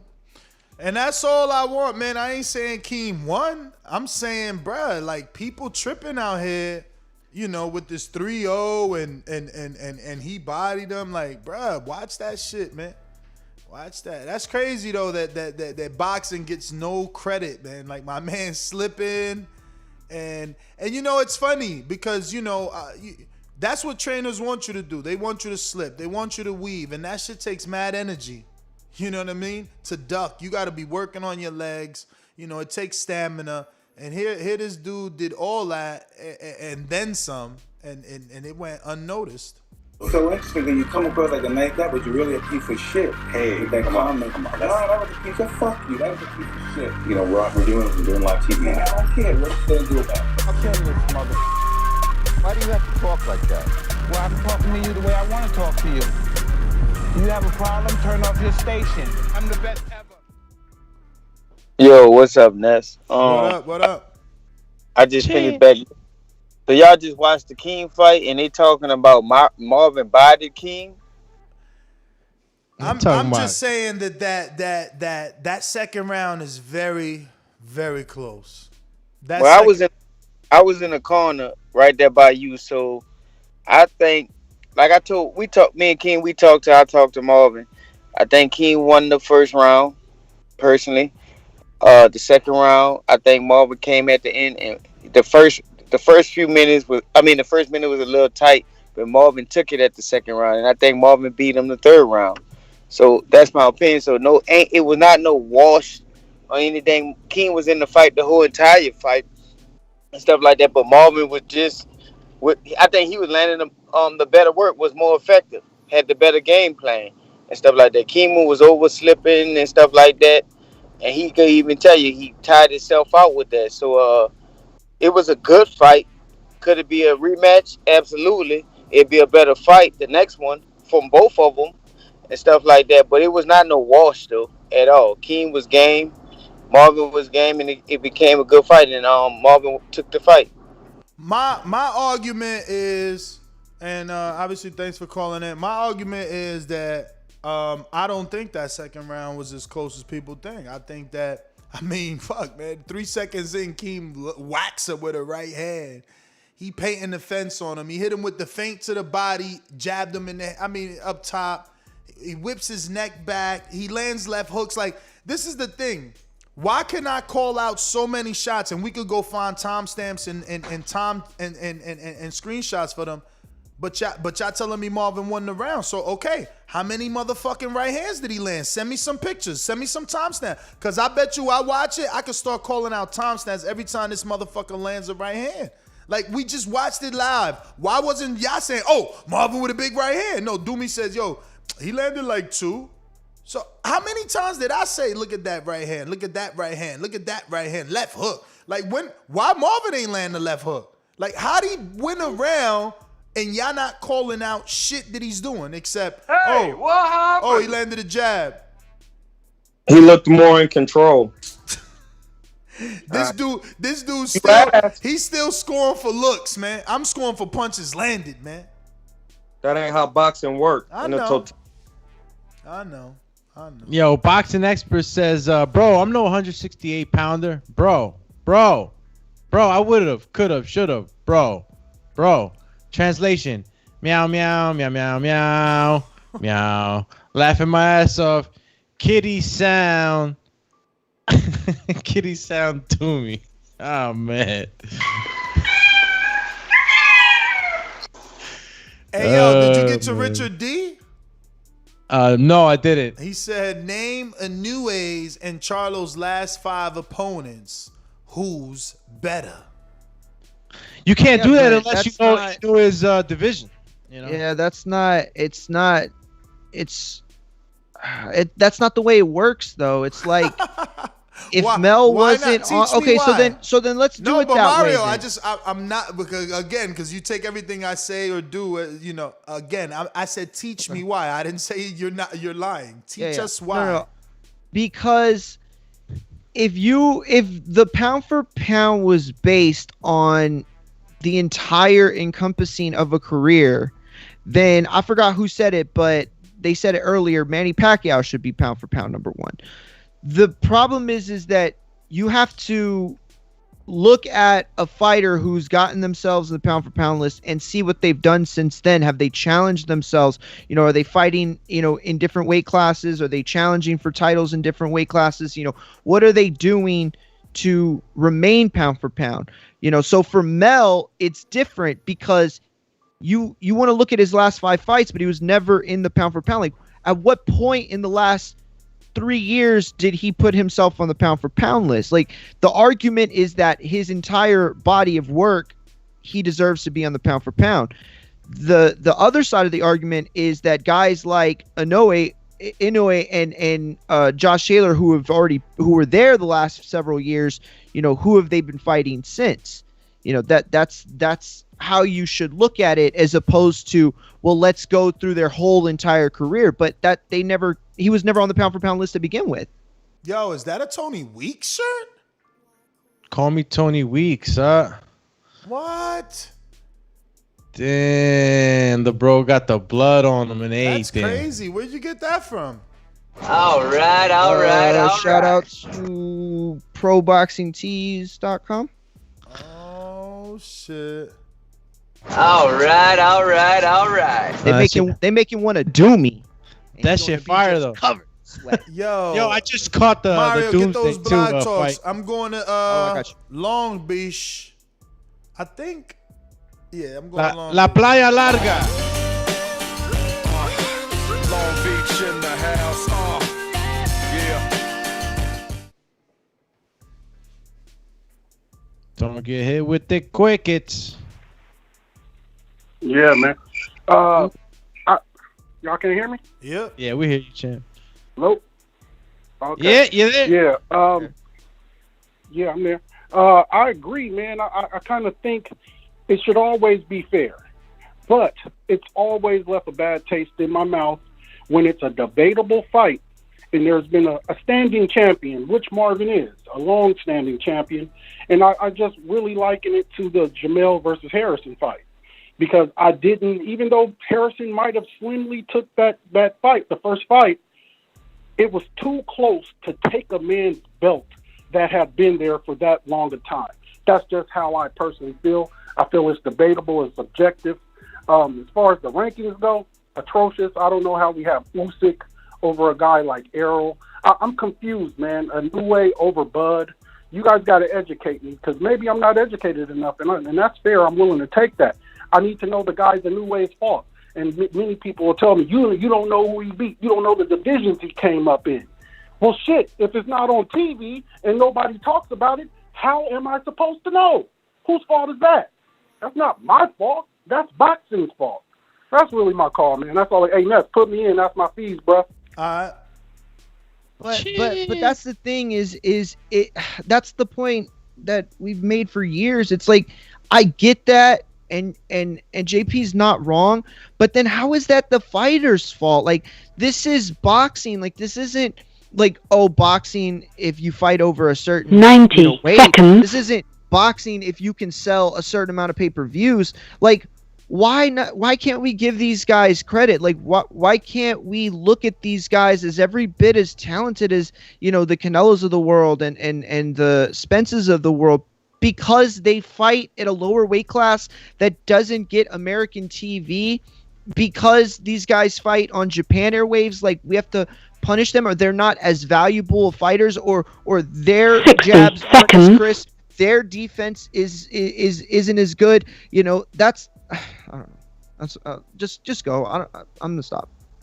Call him it's not the boxer's fault, and I get it, Mario. You know, it's not the division's fault that they're not getting these sort of platforms where, you know, they're getting that attention. And the thing is, I think too is I think because we're living too in these times of social media, and you got to have something like that. Like, they're not even pushed on social media. You know what I mean? So it's like, if you really want these lower divisions to get more attention, promoters have to be able to promote these guys in a more spectacular fashion, because if not, you know, they'll never have that credit that you want them to have. And I'm not saying that they don't now, but as you saw JP call in, like, he doesn't know.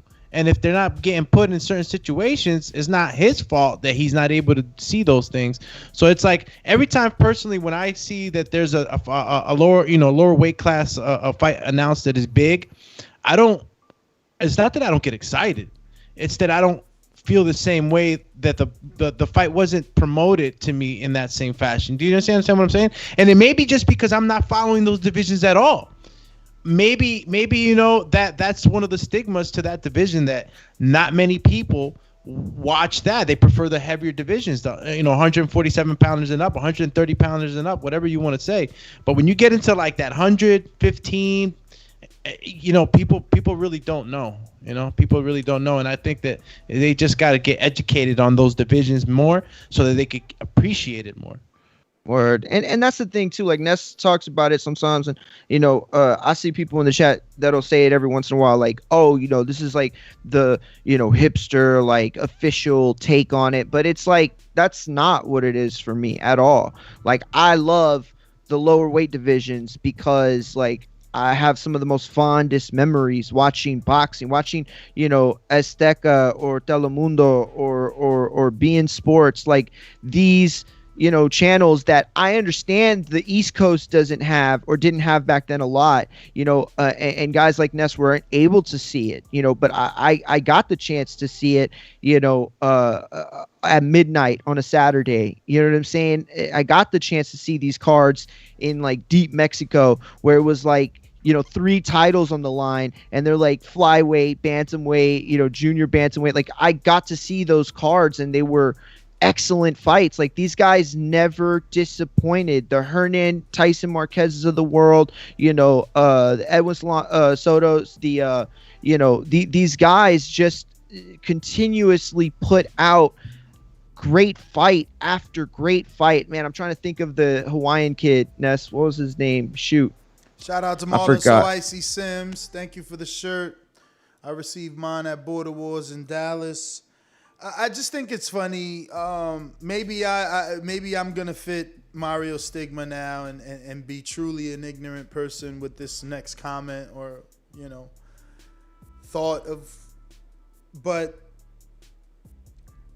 like, little dudes are like jockeys and stuff like that because bigger dudes cannot be. You know what I mean? It's just Hello, so, darkness, my old friend. It's so different. I've come. Like, it's so different, right? Like, those 10 to 20 pounds that you go from like a 105 to like a 115. That's so huge. You understand? It's so huge, right? And it's so barren. It's so barren. In what way? Emptiness. Names. Sure. They're just a certain amount of little people. You understand? So it's like the women's division. It's like, you know, Ebony Bridges is about to get a title shot, 5 fights. That's how it is over there because it's so barren. You know what I mean? There's such how a many difference. Fighters in that division? There's such a difference between, again, 105 and 115, and then an even bigger difference between a 115 and a 130, right? 130 is Oscar Valdez, Shakur Stevenson, who's saying he's gonna be a welterweight. You understand? Like, those it's just like they have a specific category. So I get Mario. It's like, well, this guy was 105 and he made it all the way to 115. And it's like, wow, right?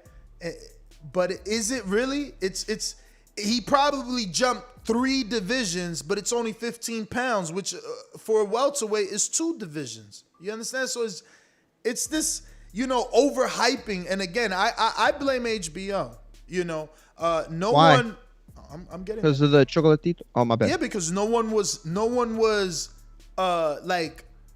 beating the drum. Maybe a few 20 years ago. Again, when avenues for boxing was limited, but like no one was beating the drums for these lower weight divisions.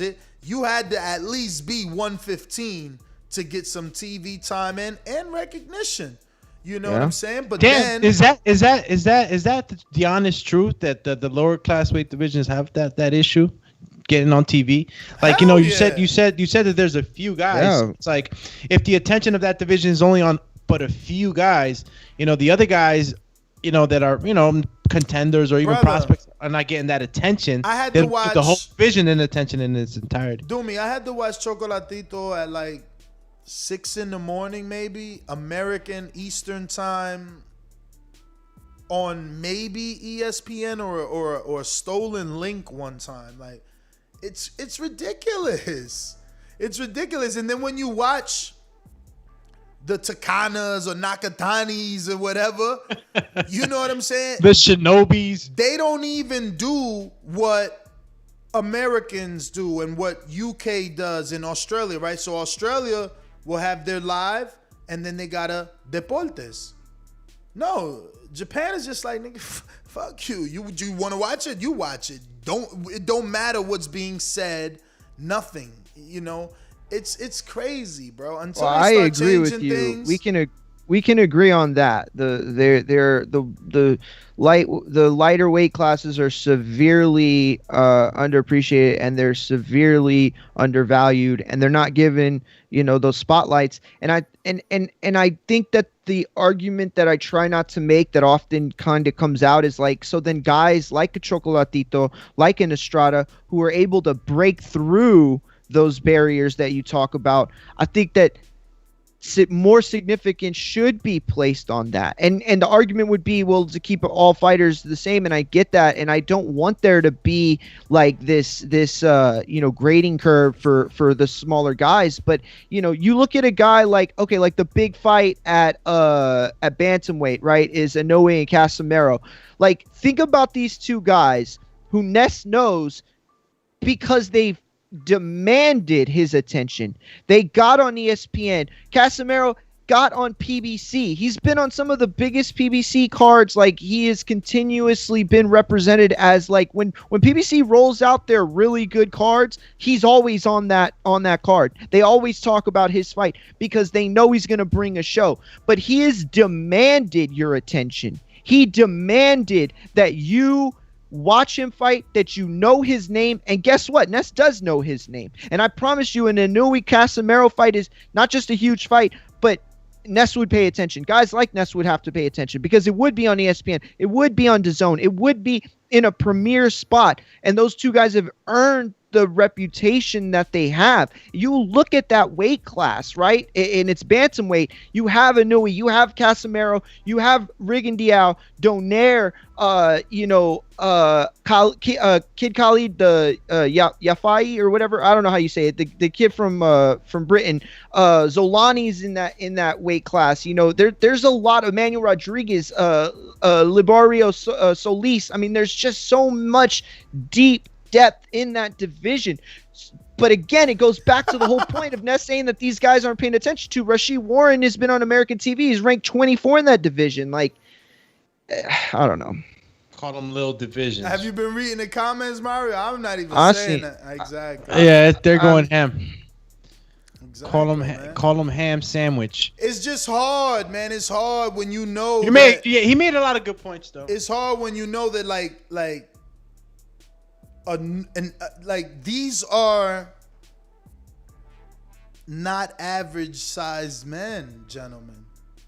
This is I see where you're going, but I'm pretty sure there's a lot of little. I'm not gonna say little people. You was. was.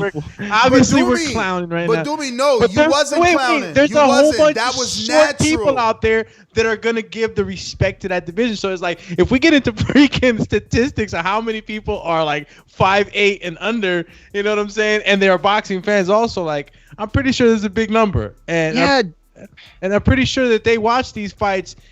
Just like you, Ness, as a heavyweight, Mr. Dominican Nightmare, Young Ali, you see yourself as these heavyweights, and you take little pieces. You don't from see them. yourself as a Casimir. So what I'm saying, that's bullshit, though. Maybe bullshit. Look, and I'm not saying that I can't be a freaking heavyweight and think that I can be like Inouye. No, don't get it twisted. What I'm saying is that there's people out there that if you want to shoot it like that, like, oh, who wants to pay attention to the small people? I'm big, and the bigger people get more attention. Well, there's a lot of people out there that can relate to that small division, that can aspire to be like these fighters. But you cannot say that just because they're in the lower weight division that I'm not gonna say that, yo, I wish I could throw like Inouye, and I'm a heavyweight. Like, there's a lot of heavyweights and a lot of heavier guys that respect, the guys in the lower weight divisions, and I mean professional boxers, right? I'm specifically talking about the professional boxers that understand the sweet science, that can appreciate those lower weight divisions. But again, it just all falls down to the attention, and Mario ran down on a lot of that with the networks and stuff. I think it's as simple as this, right? If we're talking about football or basketball or baseball, like there's no weight class, okay? So you want to talk about the big guy, is better than this guy because of his strength and his size and blah, blah. But this is boxing. It's like wrestling. Like, you're not going to sit here and tell me that a guy who fights at 115 pounds can't be better than a guy who fights at 175 pounds just because they fight in two different weight classes. That is exactly ridiculous. Why. That's exactly why. Okay, well then, bro, you've been wasting your time. You got to go watch basketball and football, where there are no weight classes, and you can just narrow it down and break it down like that, because that's fucking bullshit to suggest that Casimiro isn't a better fighter than some dudes at 160. Why? Casimiro's probably better than like 95% of fighters above him in the weight class. But because he's smaller, because he couldn't beat a guy that's 40, 50 pounds, heavier and 4 or 5 inches taller, he shouldn't be appreciated. He can't be skill for skill a better fighter. It's fucking ridiculous, because if that were the truth, you would have fucking laid Sean Porter out in a heartbeat. But that man is so good, being so small, it doesn't matter, because again, skills pay the bills, and Casimiro's skill is I mean, Inouye was, if Inouye was 168 pounds, he'd beat Billy Joe Saunders, he'd beat everybody, he'd beat Caleb Plant, he'd beat David Benavidez, he'd beat them all. Mario makes the weirdest analogies. He's like, well, if that was the truth, you would have laid out Sean Porter, as if I was even trying to lay Sean Porter out. I didn't. First of all, you taking that way too literal. I was just giving you a metaphor. You knew what I was trying to say. I wouldn't even try, because I'm obviously not skilled enough to get into that danger. But you get what? Okay, fine, whatever. Fucking pick any other two fighters or any two guys you want. I get what you're saying, but that's what you don't get. You don't get what I am saying, man. You don't get that it's a difference between a Casimiro and a Terrence Crawford. Even if you want to do skill for skill, there's a difference between a man that, I'm sorry to put it this way, that is a real man, that grows up to be what the world considers a real man, my man.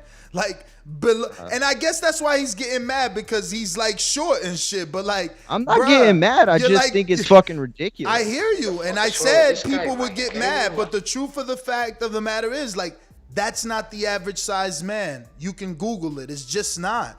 No, you're absolutely right. You're absolutely right. But again, it's like wrestling. So in comparison, your little undersized, unaverage man will get beat up by a average man. You understand? That's all I'm saying. That's all I'm saying.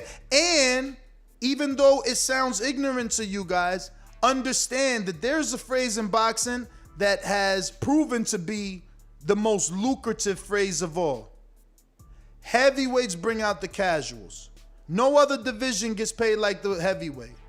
No other division. Look at everything Canelo had to do to get paid what Fury and Wilder get paid. Or get paid what AJ got paid. All right? So let's just stop it, man. Like, you can try to over-glorify a little dude to put him up there with the heavy dudes, but it's just not the same. Chris Lovejoy is more popular than Casemiro. Should we check how many followers each other got? And I'm taking a long shot. Casemiro's Philippine with ties to Pacquiao, but I'm going to pick Chris Lovejoy, who built his career in Mexico. I'm going to pick that. That's always been part of the history of boxing. Heavyweight has always been the premier It's rubbish, division. man. It's rubbish to try to now turn it on upside down and say, no, the heavyweight division isn't the glorified division. The big men aren't the great warriors of America. It's the little dudes. But I didn't say that though, right? The dudes that drive the horses. Okay, but I didn't say that though, right? I didn't say that heavyweight's not the premier division because we're not talking about. No, I know. Money. You didn't and say things that. Like you know that. what you did say? You said that skill for skill, they're as good as any other division, and that's not true. You're right. They're better than most. I mean, if they were as good as other people, they would be able to grow up to be as good as Crawford was. Crawford was small at one point, and then he grew up. You mean like big, like successful, like commercially? I mean big in every sense of the word, all pun intended, man. All pun. So like they would grow more inches on their height. Grow up to be as big as average men. When you Google the word average size male in their whatever age, tell me what Google says. That's all. If I'm making it up, tell me what Google says. I had already said you were right about that. Exactly. I'm not making that argument. Exactly. So the little man can't beat the regular average size regular man. Like he can't. Yeah, I mean, look, this is why there's weight divisions in boxing and the sport of boxing. Now, if you take me into the streets, size is an illusion, right? Because anything goes in the street. But again, going to the skill for skill, like Ness, even though, like you guys are both hitting me with points that I can agree or cannot agree with, but you cannot say that there's boxers in the lower weight class divisions that are obviously more skilled than some of the fighters in the weight division. Now, if you're just comparing just the champions, obviously, we can compare different types of styles and see where we can. I just don't see how the power will ever be the same. Right? No, it's not. Like it's for instance, not the same. And this is why the lower weight classes, when you see these lower weight classes, and I don't know, Mario, maybe you said that because maybe this is one of the reasons why you said that. They're so skilled and they're the most skilled out of all the divisions, right? I'll try to take your point on this one, and it's because the fights are always high paced. They're super high paced. So just think about an amateur fight, but professionally, right? This is how fast these guys are moving, and it takes a lot of technique and a lot of gas. And obviously the smaller guys have more gas and they move faster. So you see a lot of things that you don't see in the heavier divisions. That's one of the things that I could give credit to. And it takes a lot of skills to do that for a championship fight of 12 rounds and not be tired and throw that many punches. None of those little dudes on the pound for pound list could beat Cambroso right now in the fight. Right now. Weight for weight. Yo, hay que caerle en Cambroso, vaca, Cambroso got to make weight, right? Cambroso's got to make weight at 140. And he can have a weight restriction, right? And none of them dudes will ever beat him. Now, I guarantee, right, that we'll have callers call in and say, a guy like Earl could go up and beat someone at 68 or be a champion at 68, or a guy like Crawford could go up and they can find the right fight where he can be a champion at 68 or 60. Like we can do that with other fighters because they naturally are getting bigger. Those guys are tapping out. at a certain height and weight, man. Like, they're tapping out. Like, Arce still running around here like 130. He's like 70 years old. So like, they when you tapping say out. that, this is what I hear you saying. This is what I hear in my head. Okay, and I'm not saying you're saying this. I'm saying this is what it sounds like to me. It sounds like I could also make this argument that because Floyd Mayweather would lose to every fighter in the top 10 at cruiserweight, that means that he's not one of the best of all times. Like, that's how it sounds to me. Okay, and that's cool, because look, that's unrealistic, right? I asked your superstars to move up 2 divisions. We literally have This beyond me. We literally have cases of real men moving up 2 divisions.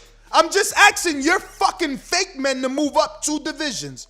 Okay, but not 2 fake divisions. Why are they fake? I don't understand. Not You don't 2 understand that fake Manny divisions. Pacquiao started at featherweight. Manny Pacquiao started all these, and guess where what he he's did? at? Where is he at? One of the greatest of all time. And featherweight is not what weight?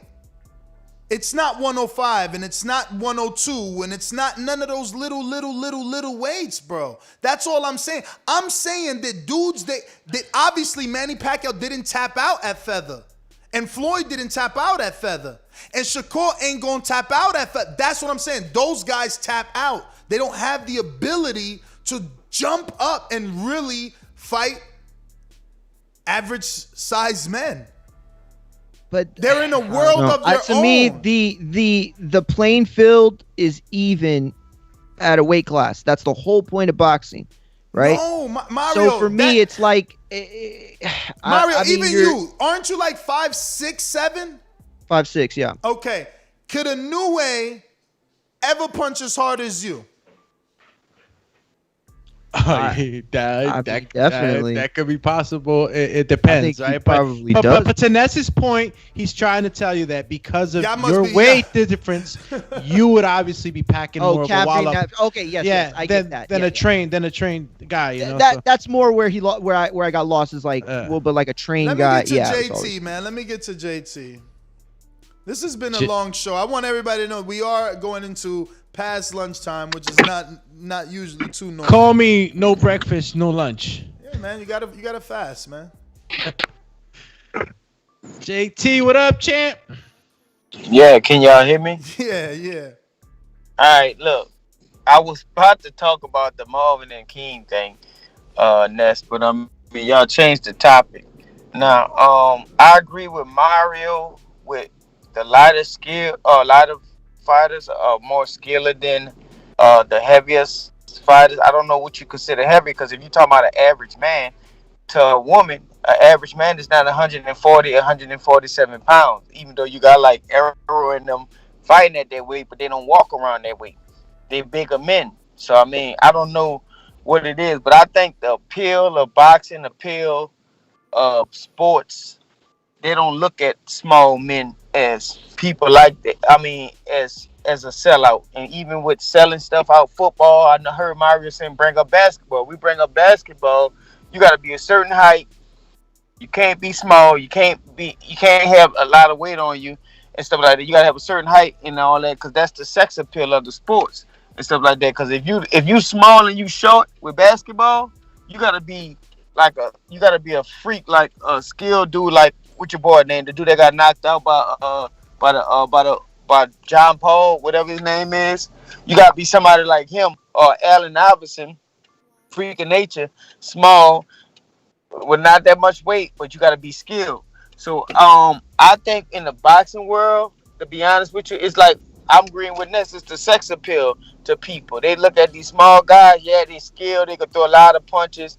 They action-packed fighters and stuff like that. They could do it all, but they're not looking for that. They're looking at the man. They're looking at the size of him and all that and stuff like that. And that's what casual fans and that's what fans want to see. They don't want to see little small guys go around and punching each other like that, because that's not what sells it to the world.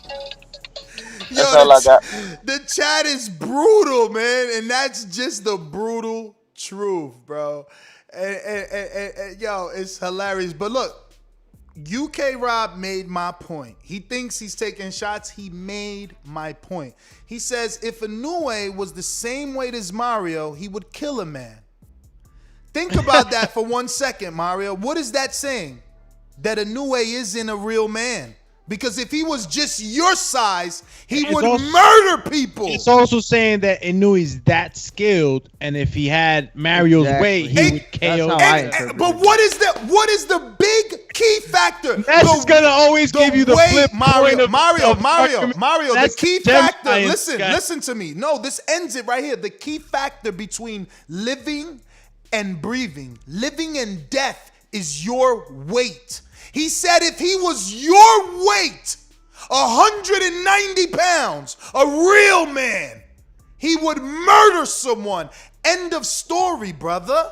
End of story. When you capped out by physical nature, you're physically capped out. Like, my son is 21, 6'2". What the fuck are we talking about? Like, I'm making this shit up. Maybe it sounds mean, but it's not untrue. But yeah, whatever. We just got it there, Brandon. Yeah, bro. If we were in Troy, and we were all battling on the field with, bow staffs and swords, I wouldn't want Casemiro and Inoue on my army. You're absolutely right. But we take the best fighters that have to fight in the sport of boxing. I mean, they're two of the first guys I'd pick off the list. I hear you. Yeah. Brandon, Cincinnati. What up? Hey, whole nother time zone. Jumped up for back with our mind on. Can't play when you here, get your life stole. If you bring it here, then the price grow. Folks jabbing and punching the line long. I drop a pigeon, let 9 go. We slap with the fake glass and white go. This only happens in Ohio. Yo, what up? Can you hear me? What up? We hear you, Champy. Yeah, what's up, fellas, man? Great show. First, I want to cook on this. First, let me say, it's crazy Jermell Charlo is not on the list at all. I don't necessarily have him in my top 5, but he should be right around 6 or 7. My top 5's, number 1, Canelo, 2, Bud, 3, Inoue, 4, Earl, 5, Teofimo. So he should be probably right under Teofimo. But I agree with Mario on this, man. We got to start putting respect on the little dudes' names. So why you don't start? Why don't you start? Why don't you start by not calling them little dudes? Little dudes. They are little dudes, but when I think about all the shit that make me, hate boxing right now, the A side, B side talk, the just all the politics and shit, and this guy's ducking this guy, and they don't deal with that shit down there. They just fucking fight. Damn. So great if you just want to deal with, if you don't want to deal with the soap opera reality TV show, I understand that's your YouTuber. You make money off the reality TV show drama shit. But I just want to see two dudes fight. And more times than not, whenever we get number 1 versus number 2, it's them little motherfuckers. Hey yo, look at I'm glad you want to bring that up. I'm glad you want to bring that up. Now I want Mario to Google their purse. Now I want Mario to Google their purse so that we can see the real reason. Not because they little dudes with big heart. They little dudes that because they're half the size, they're also half the price. Sometimes even way more than half, okay? Way more. Show me the little dude, okay? Listen, what Tank just did at 130 is unheard of to do a pay-per-view at that weight. To get $1 million at that weight is unheard of, okay?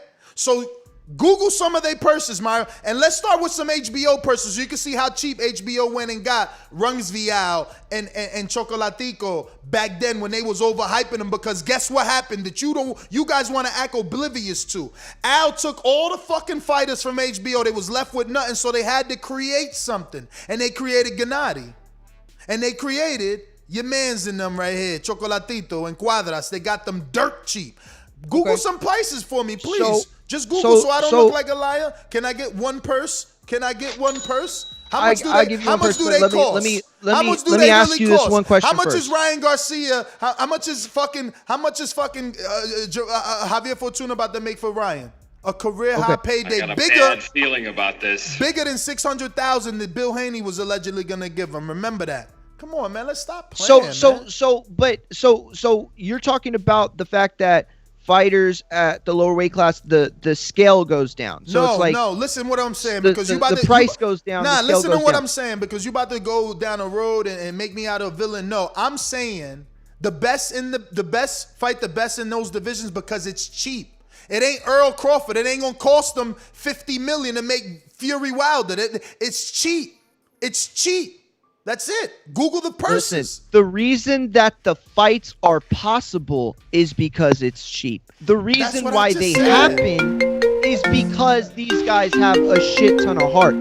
Because no matter how much you get paid, how little you get paid, you can always hold out for more. You can always hold out for more, and you can always demand more on the right now. But it's like I said, man. Nobody has fought more nemesis, as Mario used the word today, right? They just put my man on the fucking pound for pound because he fought allegedly a nemesis, right? And that was his first big fight, and he made it to the pound for pound. Canelo has fought 5 nemesis, man. 5 big bosses in whatever your favorite video game was, man.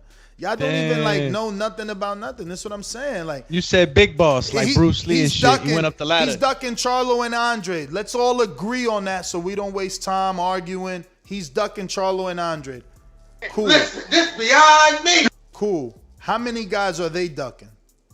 How many guys did they fight that y'all asked for? Right? Rubber ducky. How many guys did they fight that y'all been asking for? Like, that's what we need to talk about. Like, Canelo cannot fight everybody, y'all. He just can't. He physically cannot fight everybody. They have to fight each other. He fought plenty of big bosses on his career. He fought enough, man. Everybody got to go through the game, man. You got to level up, man. Ain't nobody play Contra. You got to beat the big boss. You just want to sit there and not get no fight. Like, come on, man. He ducking Andre. What's Andre last 5 fights? Oh, because nobody won't fight him. What are we talking about? How is that even possible? 5 fights, nobody don't want to fight you? Nobody? Nah, Hey, man. what happened? Nah.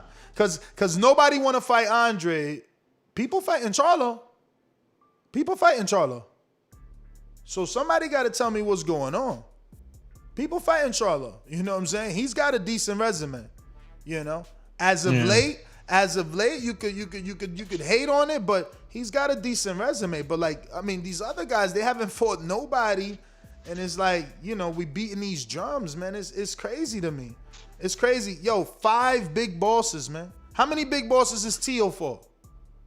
Yeah, 1. Right? Roma. I mean 2, Richard. Exactly. And I was gonna say, if you want to be like a Tio fan, you could say 2. But ain't nobody think Comey was a boss.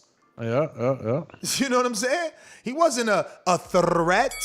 Big bosses are people that we think you gonna lose to. We thought Laura was gonna beat him. We thought Trout was gonna beat him. We thought Mayweather was gonna beat him. We thought Gennady was gonna beat him. Let's stop with the lies. Like, how many people we thought was gonna be Charlo? Just like how many people we thought was gonna be Andre?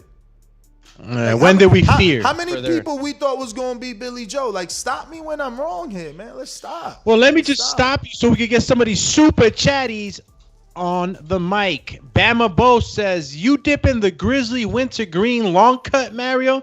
You know, Mario, he's a chewer. I don't know. Maybe he's got the barbacoa dip. Let's see. Mario's back on. Mario, you chewing on that wintergreen long cut, champ? Skull Extra Mint pouches. Counterpunch, Brandon. Counterpunch. Yo, Ness, can you hear me? Yeah. No, your last statement after my call just proved my point.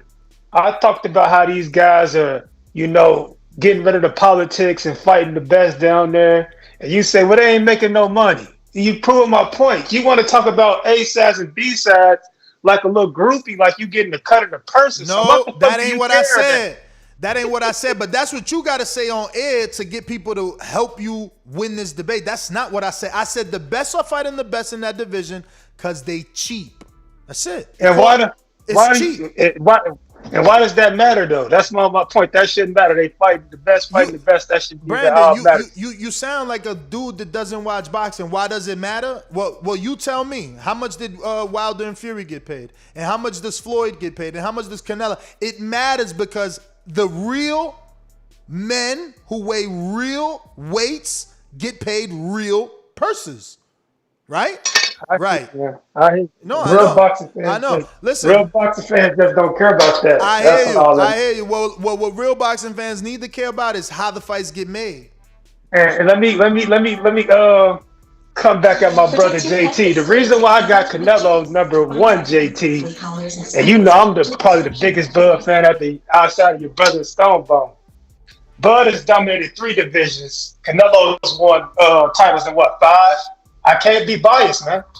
I can't be biased. I got to give him credit for Callum Smith. If I'm gonna give my favorite fighter credit for Ndongo and Poston. So, man, you giving him credit for people he beat, man. I'm giving him credit for passing bosses on every level. You know what I'm saying? If you playing Pac-Man, he getting past every board. Like, come on, let's stop. Like, yo, let me get my outro real quick. Got an appointment to get my car inspection. Yo, it's kind of messed up how they just dropped it all on us. Y'all feel that way? Like, they were like not giving us car inspections. Oh, I don't know if that was the same way in Texas. And now all of a sudden we have like 48 hours to do it. Are they gonna like start giving us tickets and shit? I don't know. Anyway, but Ness, I sent you the notes. At Mari Mugi on Twitter, at Mari Mugi on Instagram. Thursday flagship show. We're going to be previewing everything, and I'm just gonna text it to you instead. Because I don't the email. You never get my email. So yeah, I'll see y'all tonight. Peace. Peace. JT Counter.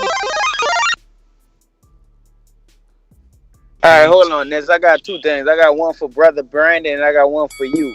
I just sit there and listen to what you just said. And don't cut me off. You said the best fight the best at the bottom because they cheap, right? They dirt cheap because they not considered men or whatever. No. Hold on, wait, hold on. Let me get it out. Let me get it out. You said they fight the best at the best because they dirt cheap. So the bigger men that we consider men are real men, the ones that take care of their house, the ones that can protect their household. What you're trying to say implies a man. So why the best not fighting the best at the bigger weight class? Because they're more expensive. Yep, that's what I said. How much did it cost to make Wilder Fury? How much did it cost to make Manny Pacquiao Mayweather? So how much did it cost to make Canelo and Kovalev?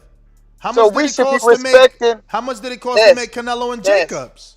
We should be respecting the smaller men because they're fighting. The best are fighting the best. The bigger men are not fighting the best because it's more of a risk. Again, you guys are determining respect based upon the fight when that's not it.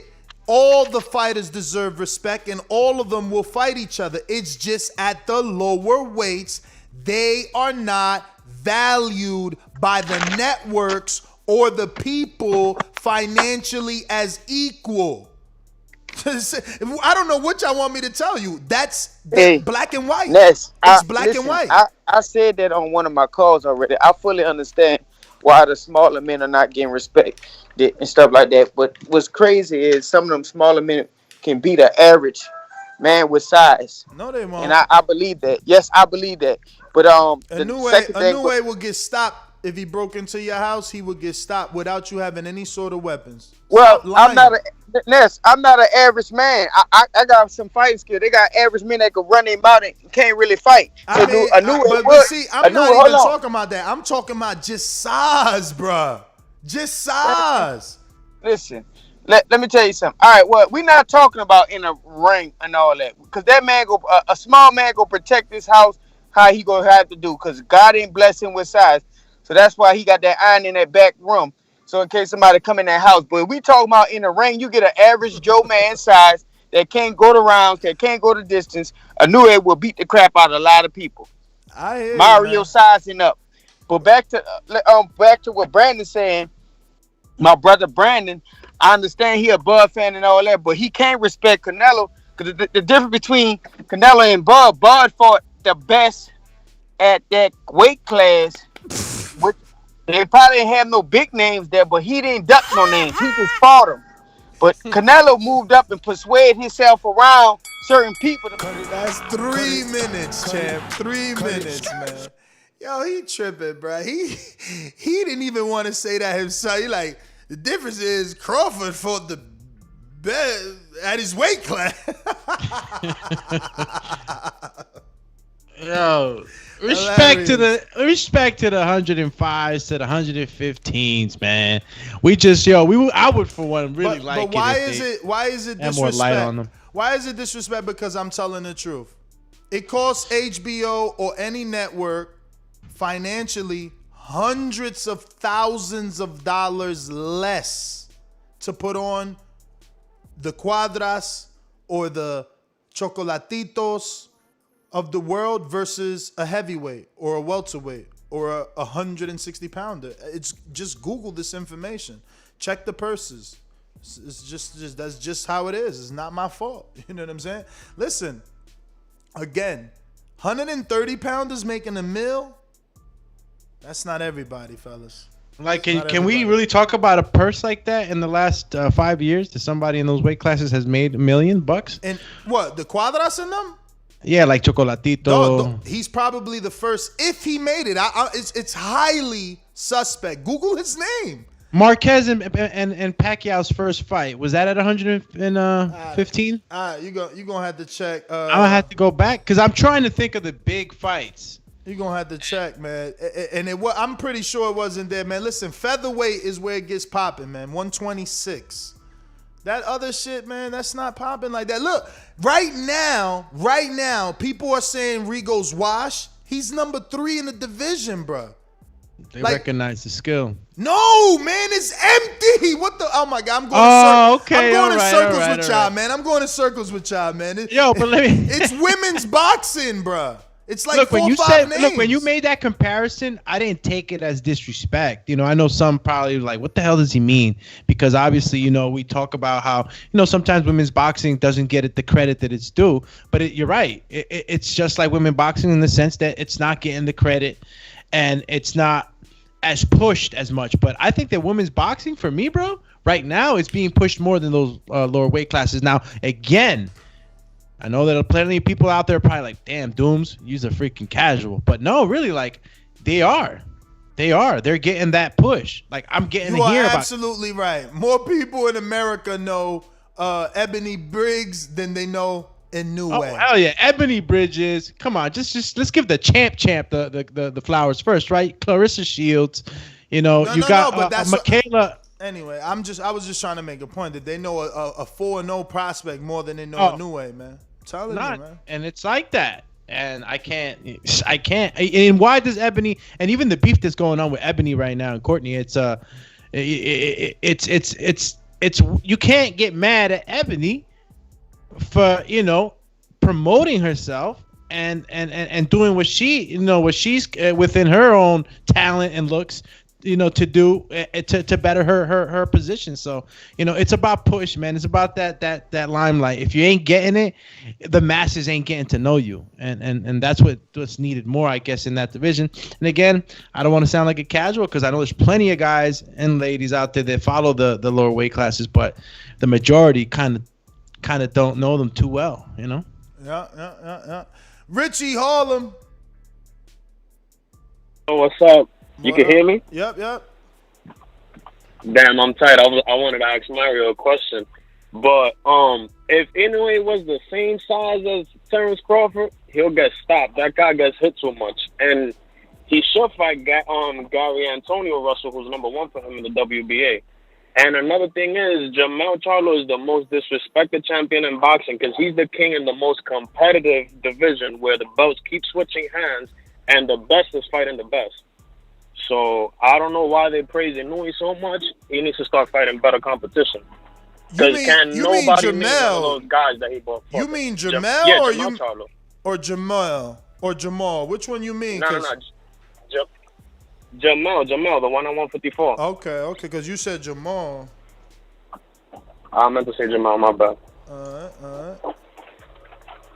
Woo! Let's go, champ. You feel me? Well, Richie Harlem, thank you for calling in, man.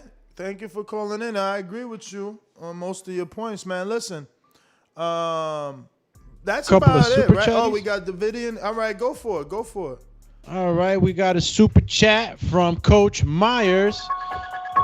And he says, I just think the lower division doesn't have real stars. When Rigo, Mares, Donaire, and even Leo was at smaller divisions, they drew fans to the division. I mean, gets a point too. You know, I guess. See, and that goes along with what we talked about as well. Like Yeah, but if he you're getting again, pushed. No, man. He naming dudes that wasn't that small. Like Inoue is now fighting at 118. That's a recognized division. Like, dog, we've been watching Vic Darcinian on Showtime 20 years ago. You know, Abner Mares fought fucking what is it, like Adbeko or something like that? Not Adbeko, Johnny something, man. Gonzalez knocked him out, but it was another dude that he had like 2 fights with. Like 115, 118, you are starting to get recognition. It's below that. Below that. So when these dudes come with this hype from below that, right? And they finally get put on TV at 115, right? What happens? The dude that eats rat upsets you. What? Yo, but you gotta, yo, Rasunvial came out there like a dog. No, you see, and that's because you just watching the fight. But I'm watching HBO tell me that this dude is pound for pound because he came up from all these divisions and he's about to destroy this dude. And then they bring in they bring in a dude that's eating rat. They tell you that's how they build them up to you. No, this this dude's been homeless. He eats rat, and you know what I'm saying. And then boom, he upsets Chocolatito. The showcase fight made a name for himself. Buster Douglas all over again. Like, come on, bro. Like, anyway, Davidian, talk to me, man. Yo, what's good, TVV? What's good, do me? Man, it was a crazy show. What we talking about? We talking about little dudes, big dudes. I mean, I like Inoue. I like Inoue, but I feel like I gotta see more from him. Like, I don't know why people put him, like, when I see these pound for pounds and he be over Crawford and Spence, I'm like, what? I've only seen him fight that one time against Donaire. I've seen what he did in the Super Series or whatever. Like, how old is Donaire? You know, people like, yo, but, you know, Canelo fought Mosley when he was... How old is Donaire? Yeah. I like Donaire too, but yeah, he's, you know, Walters got him and Rigo got him, yeah, I don't know. I mean, I like Inoue, but I'm just not, I don't know. I want to see him fight again, but I don't know. I don't really, I'm not really with it all like that. You know, I don't feel like, but nah, great show and God bless everybody. All right. Yo, Brandon again making my point. These dudes think they making fun of me. They making my point. Look, the 400-pound dude who snorted coke and drunk 6 gallons of beer a day beat your favorite fighter, Ness, laughing my ass off. What's your point? You see, you think you're joking. That's my point. The size matters. That is my point. Yo, y'all gotta love the way Ness turns the spear right back at you. They making my point over and over. If Inoue was Mario size, you're making my point, you fucking silly rabbits, man. James Payne Lethal, man. Talk to me, bro. Jeez Louise, they don't get it. James Payne is my name, partner, how about you? Standing on my property and I'm gonna see about you. If I come out on my porch, I see you chilling in your wheel. Boy, I hope you know somebody better be waiting on the bitch. James Payne, baby, see me pissing on the post. If we're playing basketball, you might see me in it. Can you hear me? Yep. Yeah, man, I was gonna sit back and listen, but y'all talking about a hell of a topic right here at the end with this lower weight class and all of the differences between the divisions, man. I mean, when I'm watching lower weight divisions, I'm definitely watching to pick up some from the skill aspect or if I want to see hella punches getting thrown. That's more what I'm watching for because I'm not really expecting a lot of knockouts in them lower divisions. I'm expecting to see knockouts when you start getting up around welterweight, super middle, and definitely in the heavyweight division. I don't watch heavyweights to see them go 12 rounds. I watch heavyweights to see somebody get the shit beat out of them. And then like women boxing, for example, like women boxing, I become definitely more appreciative of women boxing here lately, but not for the competitiveness because I feel like I'm a fan of individual women boxers because I feel like they're doing a better job of marketing, promoting themselves.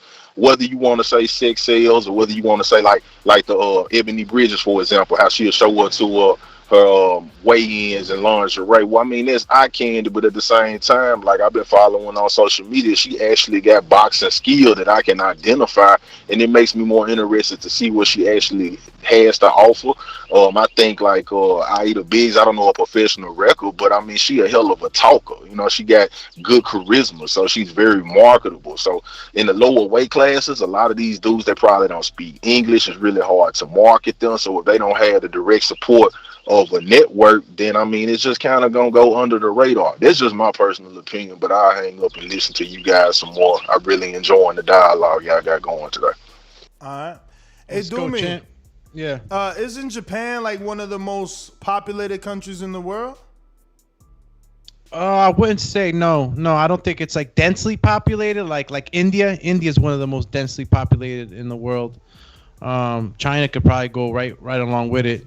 Even their building, like they built up too, and like, yeah, I never heard of Japan being a densely populated country. India, though, I could definitely say, yeah. Shout out to India, though. They're making leaps and bounds in their economy and stuff. So, looks like Coach Myers boomerang, unless you're still giving it to Keem.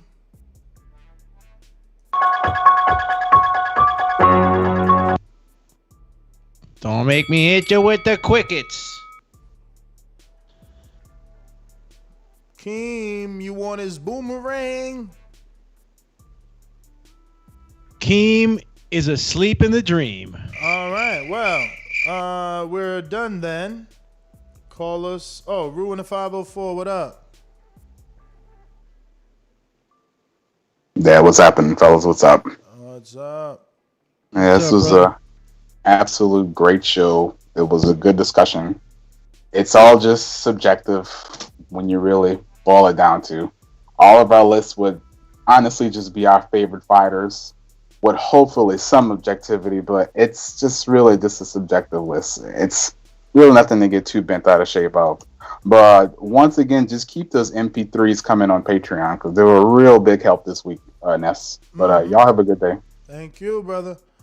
One of the chat members actually pointed that out, and I fact checked it. Yeah, Japan is one of the most densely populated countries in the world. Exactly. I'm looking at this Google search that I did, and I'm like, bro, I literally had the numbers copy to paste to send to you because I'm like, bro, am I reading this wrong? Or America's like 331 million or something like that, right? And Japan looks like they're in the fucking billions and shit. Yeah, no, and they're very densely populated in their cities, in their urban areas. That's where they exceed those averages. I'm just saying, I'm gonna end it with this because Japan got little islands too. I'm gonna end it with this, man. I'm screen sharing this number here. This is what Google is telling us. And you can go to the social medias of Inoue, man. He's not as big as y'all think, not even in his own country. So how would he be big here? I guess I'm part of the problem, is what y'all saying, and I need to be bigging him up. And I guess I would, you know what I'm saying? As soon as he gets in there with like a Casemiro, I guess, right? Because the Nonito thing is just like, dude, Nonito is like, wow. Like, Walters fought him on HBO, and HBO's been gone now how many years? Yo, 1.25 million Donaire made in the fight with Rigo. On HBO. Donaire, too. Donaire, my man, who they're still using. I want you to give me Chocolatico's purse. Roman Gonzalez.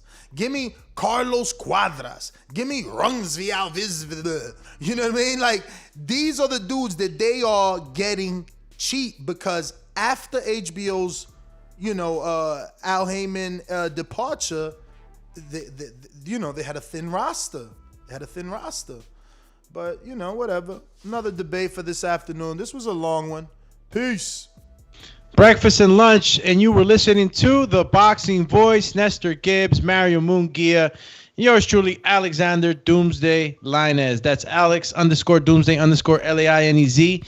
And if you like what you were listening to, stop by, give us a listen, hit that subscribe button. And if you want to go, when we go live, just hit that bell, because if it ain't shaking, you ain't baking with us at the morning, at the lunch, or dinner.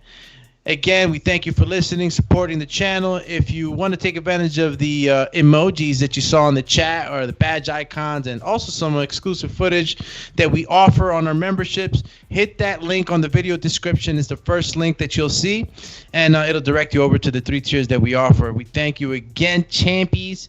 We'll be back. 7 o'clock p.m. is our flagship show, and we'll close out by thanking DEFCON. That's Defensive Combatives, because our border wars will be in Watertown, Wisconsin, and they're showing us all the support that we need to make this event a memorable one. And again, BPE Network is now our partners, and they are taking care of the production, which is phenomenal work they do. And we're excited for this one, because the last one was just like, I guess, a prelude to the greatness that this one's going to be. So again, thank you guys. I'm gonna go eat my hash brown now. So look, just so you can see, because Rob, I guess is, he wants to bother me, or he really needs to be educated on this, continues to say, why are you bringing up their purse? How easy would it be to make Earl versus Bud if they got paid $400,000? Because that's what Roman Gonzalez got paid to fight Carlos Cuadras. That wouldn't happen. He got $400,000 plus 50% of the pay-per-view share. It would be easy. You know why it would be easy? Because the promoter himself can go into his bank and pay the guaranteed purses of the two opponents and then sit back and laugh at the pay-per-view sales. But because those other men that are bigger want more money, those fights don't happen, and they take longer. The promoter then waits for the network to say, damn, I really want you to make that fight with Earl and Bud. See if this $10 million helps that fight get made. You know what I'm saying? Like, I don't understand these dudes. This dude made $70,000 versus Edgar Sosa, man. And let's go to his big fights, right? Brian Viloria, $200,000. Shout out to Brian Viloria. He got to marry Hannah Gabriels, became a champion. They call him Hawaiian Punch. Moises Fuentes, $300,000. Like, how many fights would Earl give you in a year if they was at $300,000? Like, but they not. They not at $300 for the bigger men. They just not. It's easier for the networks to make these fights. There's nothing to argue. There's nothing to argue. You get it? That's it. We just look. Kai Yafa made $500,000. That's what Roman made for that fight. So it's like, dude, we gotta stop. It's affordable and easy to make. You know what I'm saying? But we're out.